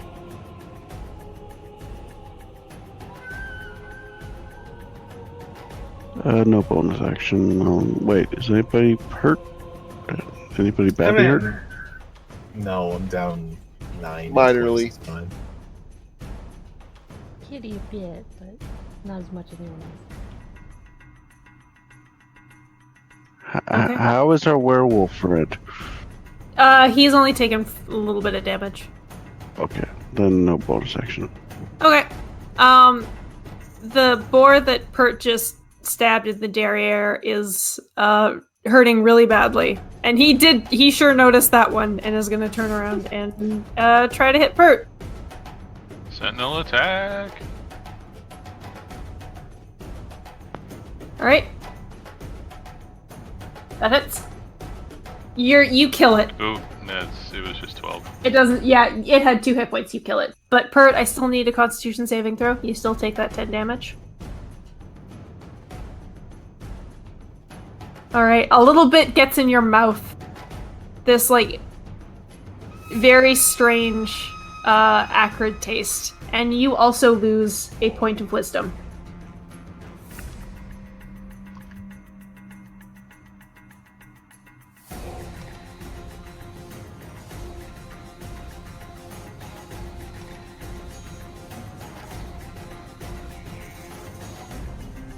And number 3 is going to continue to attack Camille. Yep. Sure does. Yep, sure does. Constitution saving throw. Yep. Why is that at advantage? Oh, I left it on bench for attack. It's fine. Okay. Deck save, please. Let me just do this before I forget.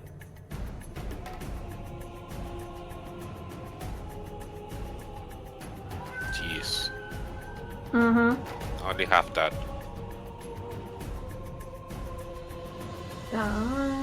Okay. You continue to slowly roast its hindquarters. Darrow is up next, and he is going to. So that whole area is just a big pile of nope. Yeah. You can always hold off.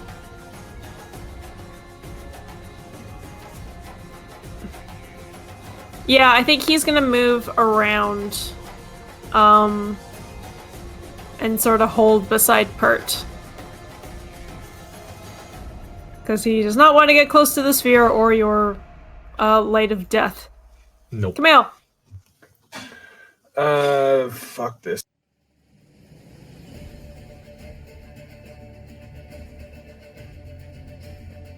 That hits. Kitty? God. Is this an undead or a fiend? It is not.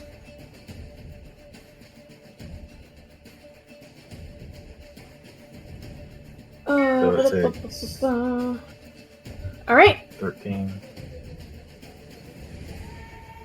You carve like a Takes me 2 big more. radiant line up its chest. Camille's starting to char yeah. a little bit.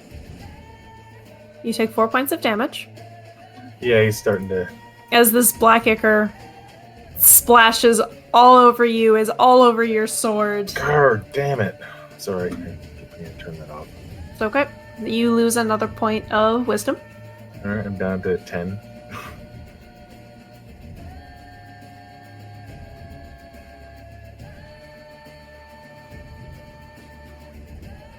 Alright, and at the end of your turn, it takes 2 damage? Yep. Alright, this thing's also starting to look a bit singed. Rizwin. Movement over here. Okay. Stick it with the pointy end. Alright. Goading attack. That hits. Oh my god. Maneuver. Wisdom? Yes. Okay, it really fucking fails. Action surge. Alright. Nope. That's me. Camille, 1 point of damage. Yeah, wisdom saving throw, right? Con. Oh, sorry, con. Yeah, you're fine. You're starting to get real pissed off at this boar. Yeah. It between the line that you cut into it and Rizwin's big gash, it has 1 hit point left. Oh, okay. Fire! Ball of fire up the butt. I don't It's think dead. I don't think it can survive. It even cannot if it survive fails. this. Your ball of fire just like rolls right over top of it and leaves this big singed line. That's some killer Vroom. hemorrhoids. Yeah. Motherfucker. I guess technically if he had rolled a 2 and he'd Half is that is still. Half of that is still one. Yeah, still 1. yeah, there's no way. Okay, my aura turns off. How are you guys feeling with the ichor? For the first time you actually hear Camille growl. Not feeling good. I look at him. Like, does he look any different or anything? Make an insight check. He looks mad. Okay. So normal. Not like dripping with anything. No, the ichor that was on Camille's armor and his sword, it's has just sort of slid right off. You mean the one over the stuff course that of the wasn't battle? evaporated by the radiant damage. Yeah. I want to quickly try to grab some oil and trap it in some sort of pot of flask or flask, because I know from the last time that kind of slips away, and I want to try to catch it this time. Make a dexterity check. Pert uses cunning action to throw up in a bush and then rinses his mouth out with wine. Yeah, I literally just sort of dump a water skin full of water into my face to wash out whatever that was. Sure. You, get some in a vial and are like, yes, I got it. And then go to put the stopper on, and it, climbs out of the vial and drips down your hand. No. Someone catch some of it. Someone! This is important! It just moved on its own. I ain't touching that. It's I venom. know. This thing looks very dangerous and unnatural. I don't like it at all. That was a 17. Do I notice it moving on its own? Yeah. I start trying to get everybody away from it. I go back to cutting action, throwing up in a bush. As this is all occurring, these boar corpses are still emitting this black ichor, and it's just sliding off them and going into the ground. I try to grab some more. I look over at... Burn it. Yeah, burn it. I was gonna say, I look over at Darrow and it's like, can we... I look over at fire. Burn it. Okay, I'll burn it, but needs a sample. Yeah, fine, but burn the rest. Sample? Darrow turns back into a human form and starts digging around in his pack for, oil and a flint. Yeah. I mean, we've got a fireball right here. We don't need... Yeah. That's true.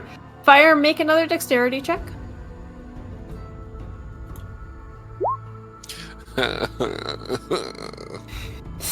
This stuff just it is so slippery. It is like no substance you have ever seen before. Is it evil? This You used to find sense? Yes. You do not sense any evil. I look at Camel. This thing is not natural. It's not fiendish, if that helps, or undead, or anything other than potentially normal. This is not normal. Air quotes normal. I light a torch. Who got touched by it? I did. Raise your hands. Kurt did. How are you feeling? Angry. Pert goes back to throwing up in a bush. Fuzzy. Would I feel just off? Yeah. Jamie? Yeah. I'll try lesser restoration on Camel. Can you put it in the chat? While you're doing this, Darrow is pouring oil over these corpses, only getting as close as he has to.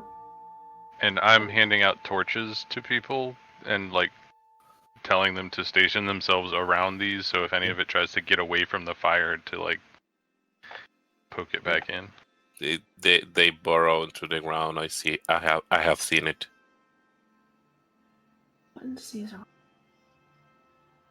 It is blind, deaf, and paralyzed or poisoned. Lesser restoration doesn't seem to do anything. Dang it. Darrow drops a torch on the oil, and these boar bodies start to go up in flames. If I see any moving, I try to burn it. Yep. I mean, it's still moving, but it's just continuing to ooze out of the corpses and into the ground. The fire doesn't seem to be, burning it, but as it burns the flesh away, it is, burning the flesh away a lot better than you would think a fire should. And after a few minutes, all that is left is bones. Just gleaming white bones. That's not normal. No, it's not. I don't like this at all. And a bunch of it definitely got into the ground. Oh yeah. It all seems to be gone now. I would like to cast a cantrip which does radiant damage on the ground. Poor ground. You may do so. Both mine are dexterity saves.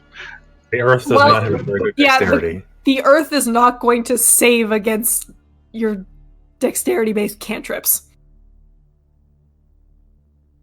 The Earth rolls a natural 20. All right. So you shoot out a sacred flame from your hands, and it impacts the ground, sort of in between two of the boar skeletons. The ground is slightly singed. Do I feel better for doing this? I don't know. Do you?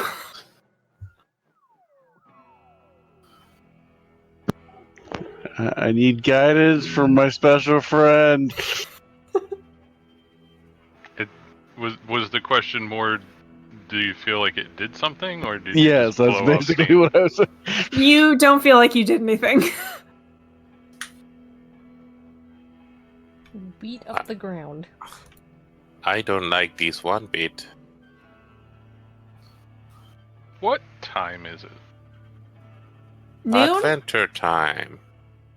Time to get a new watch. Time to get back to the village. I was going to suggest that we... I realize we've only been awake for half of a day, but we should probably try to get a rest before tonight. Darrow says we should perhaps just stop and rest for a little while. Not here. Have you seen Please. these before, Darrow? I have not. I look innocent.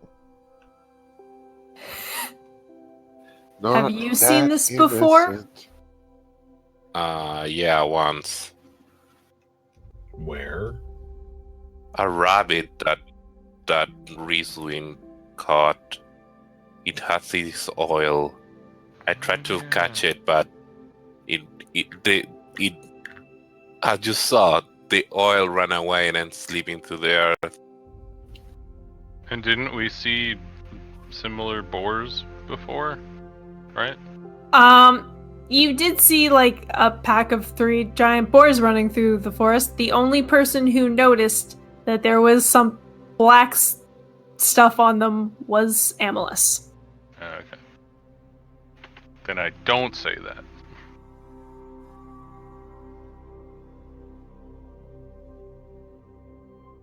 I don't like this. Mm-mm. I think this is more of a long-term problem, and we have more short-term problems to deal with. As I look at the sky. Mm-hmm. Very long term. All right, so you move away a little bit to take a short rest. Do I know if Grandma will know about this? Grandma? You mean your grandma, or do you mean like the elven woman? My grandma. Huh. From what I remember, nobody in your village knew what this was. Yep. Nope. They didn't. The people who are most likely to know anything are you and Amalus. Mainly just me. Mainly just Amalus. Oh shit, the thing? Mhm. Oh shit.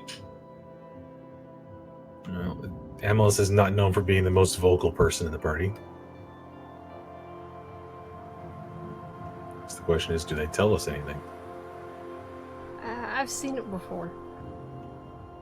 I don't actually know what it is, though. Where'd you see it? Home. There wasn't another thing with oil on it. It was a giant boar. Mhm. A lot like one of these.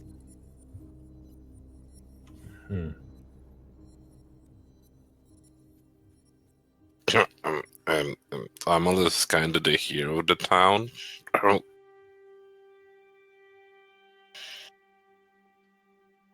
And fires his sidekick.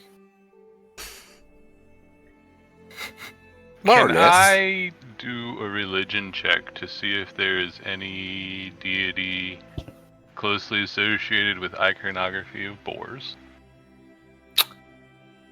Sure, make a religion check. I'm sure we will have better luck with the iconography of Iker.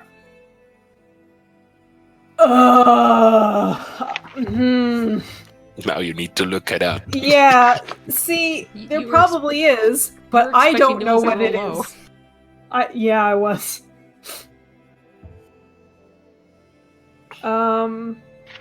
I'm gonna say no. Or at least not one that is worshipped in Fantros. Sounds good. There might be foreign foreign deities that are represented by boars, but not one here. How about Iker? Make a religion check. Icker in the sky with diamonds. There is a demon that specializes on that. One of the demon lords. I don't think you guys would know that. No, but I know that. I don't. There once again, there might be a foreign god, but not one that's worshipped here. Well, yes and no.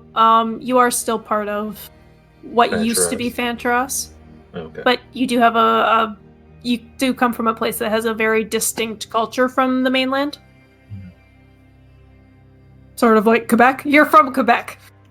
I'm from Fantasy Quebec. I'm sorry.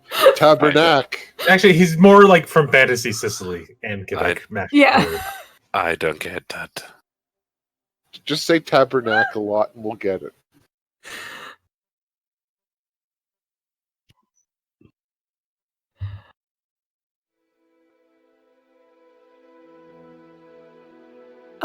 Darrow he hands out some souped up trail rations, like some nice jerky. Camille, and you eat some and you feel a little bit better. Okay. Just let me know when my Muslim store actually goes back up. Will do. Yes, please. It's not much, but it's mine and I like it. Mm-hmm. Alright, you rest a little bit.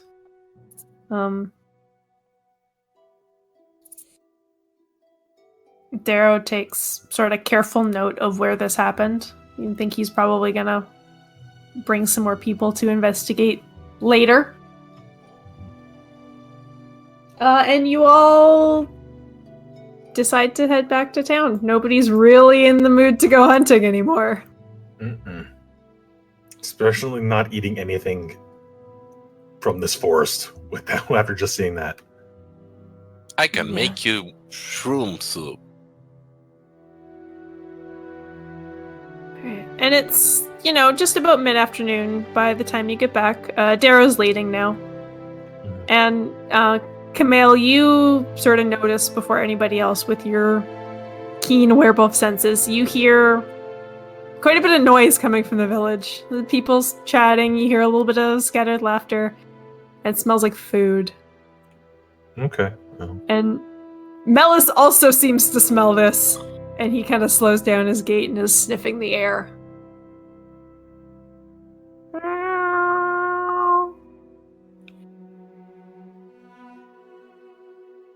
Does it actually smell like food, or just something that smells like food? It smells like food.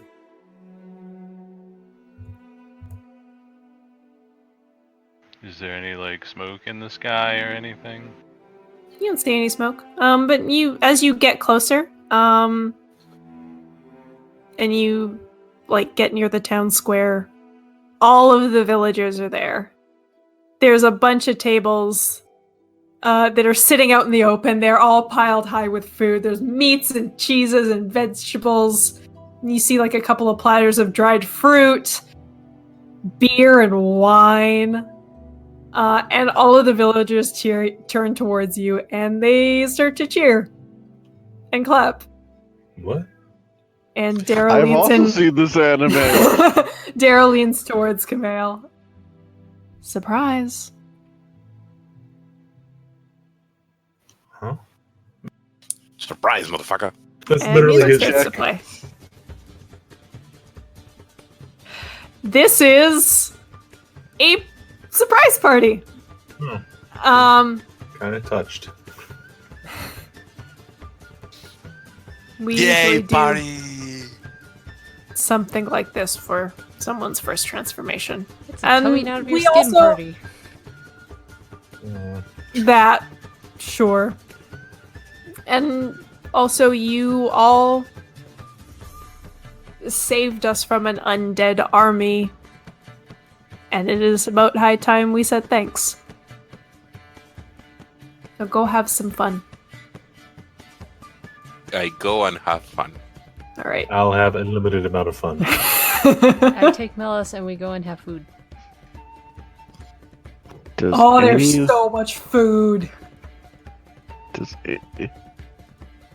anybody have a lute?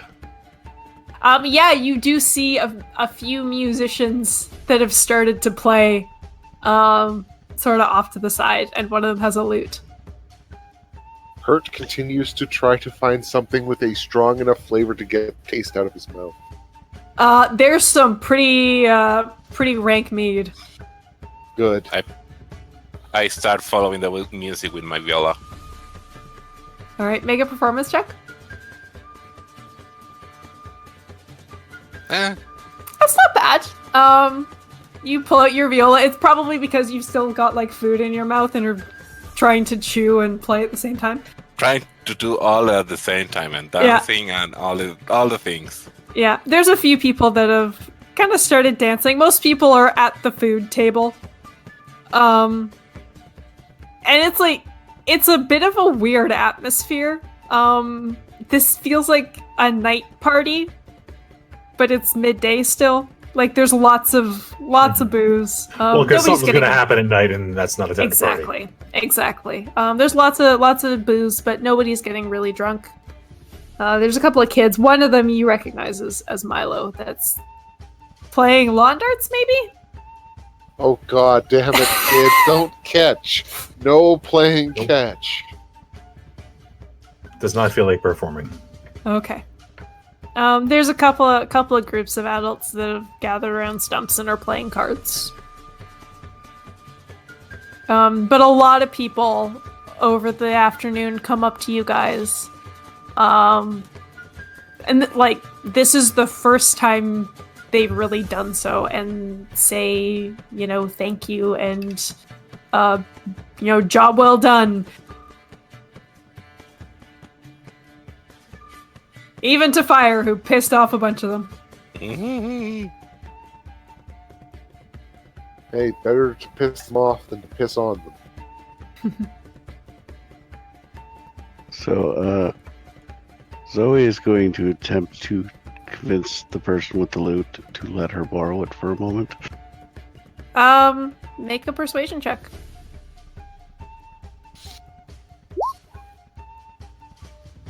Yeah, they're like, yeah, sure, go for it. You pick up the lute. And you play. That's not right. Yeah, you play a little bit, and it's a very weird feeling because your body, like, your mind knows what to do, but all of the muscles, all of the calluses that you develop over years of practice just aren't there in your body. And you play, like, for a minute, and it's not bad, and your hands start to hurt. Crap. Thank you. Ow, sorry. Gives the loot back.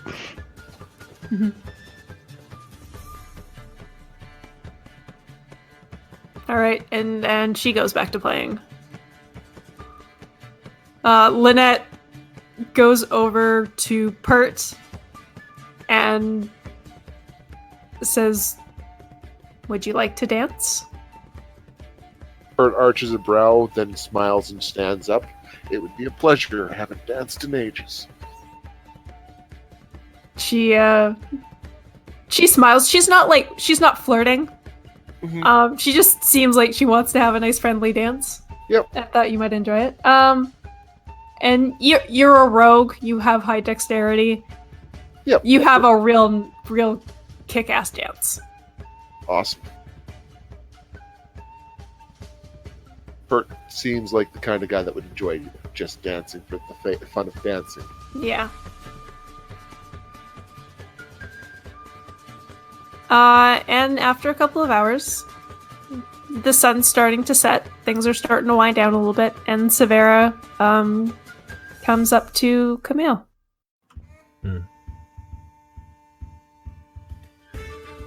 Did you at least try to have fun? I had some. Did you? Yes.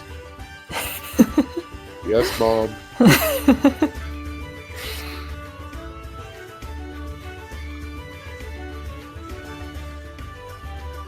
I grabbed Rizwin and pulled her to the dance floor. This one is not interested in that. Come on! Come on! She looks very awkward. You're not the only one who looks a little awkward dancing. Hurt checks in with the healers to see if you can get a heal, by the way. You're not the only one that fire grabs and takes it to dance. Yeah, at some point Lynette switches over to Amethyst. And while Pert's getting healed, presumably by Zoe, she shouts over to the two of you, "Come dance!" Bert thanks Zoe for the heal and offers his hand. Zoe does not have any clue how to dance to this music. Bert will take She her will through try. the She is steps. trying to do the wall. She's like trying to do proper slow waltzes and things like that. The entire fast-paced music confuses her. Bert will dance at her pace. It's all good.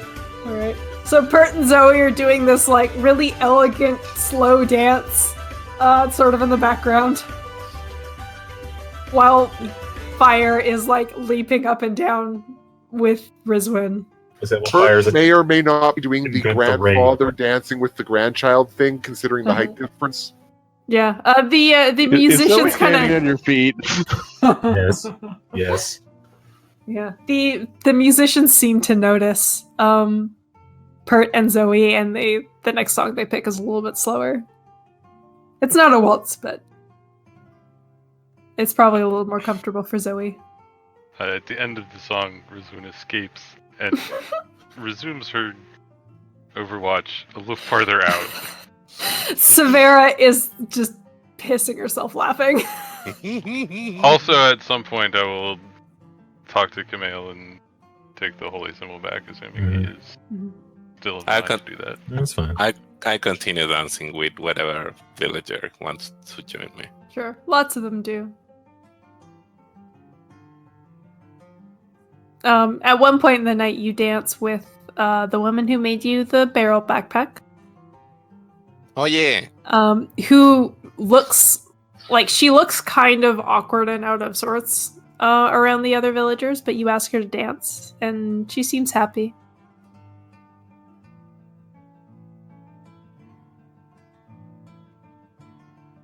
Thank And you for your work, by the way. Glad I could be of use. You,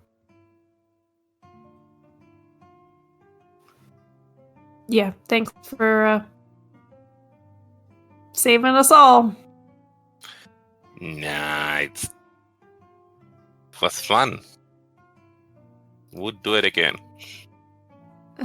Please Sure. don't be in the way of a giant army again. I hope not to be.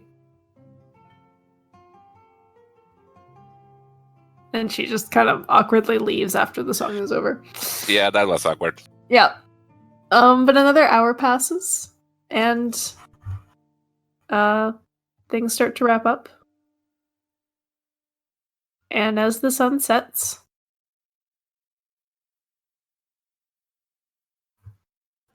Oh boy. that's all right. Severa Zoe- puts a hand on your shoulder. Just before the sun does set, Zoe wanders over, gives Camille a hug, and then wanders off. Okay. You've got the. And Severa leads you away. All right. And that's where we're going to end tonight. God damn it. All right. So we don't get to hear about the kinky stuff with the chains? Not yet. Damn it, you tease.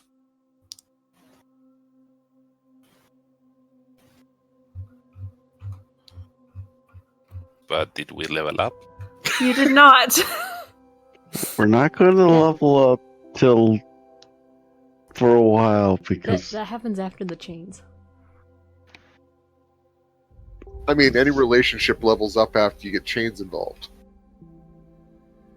I gotta remind people, Zoe can cure the werewolfism if she levels up. Then we're definitely not leveling up for a long fucking time. I'm gonna suggest Zoe gets remove curse. We might not know if that actually cures it at this point.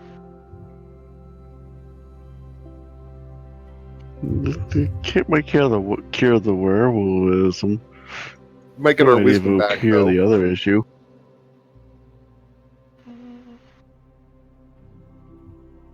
Unless Jamie's running some different rules for this werewolfism.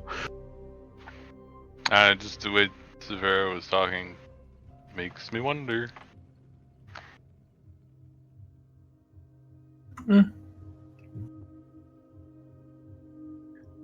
Well, I trust in the narrative. She's also mentioned that there used to be somebody who could cure it. Yep. It's not going to get cured until we finish the story of getting it cured. Yep. Most likely. I mean, for all we know, it could turn out you just had a 24-hour version of the werewolf. It's just one lunar cycle and it's cured. Yeah, like the sniffles. Exactly. Yeah, I did expect to do it tonight, but we were getting kind of long, so That's fine. I thought it was a good place to end. We dirtled a lot around. We didn't really dirtle that much. I did a lot.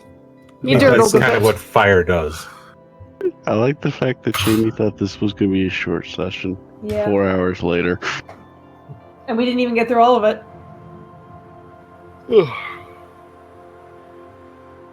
Okay, on that note, I need to figure out food. On Food. that note, I need to go back to work. I need a nap before work.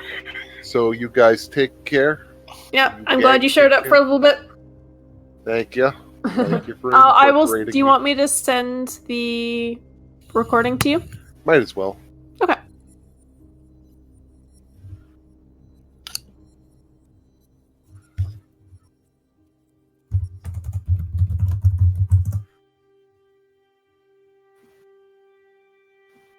All right.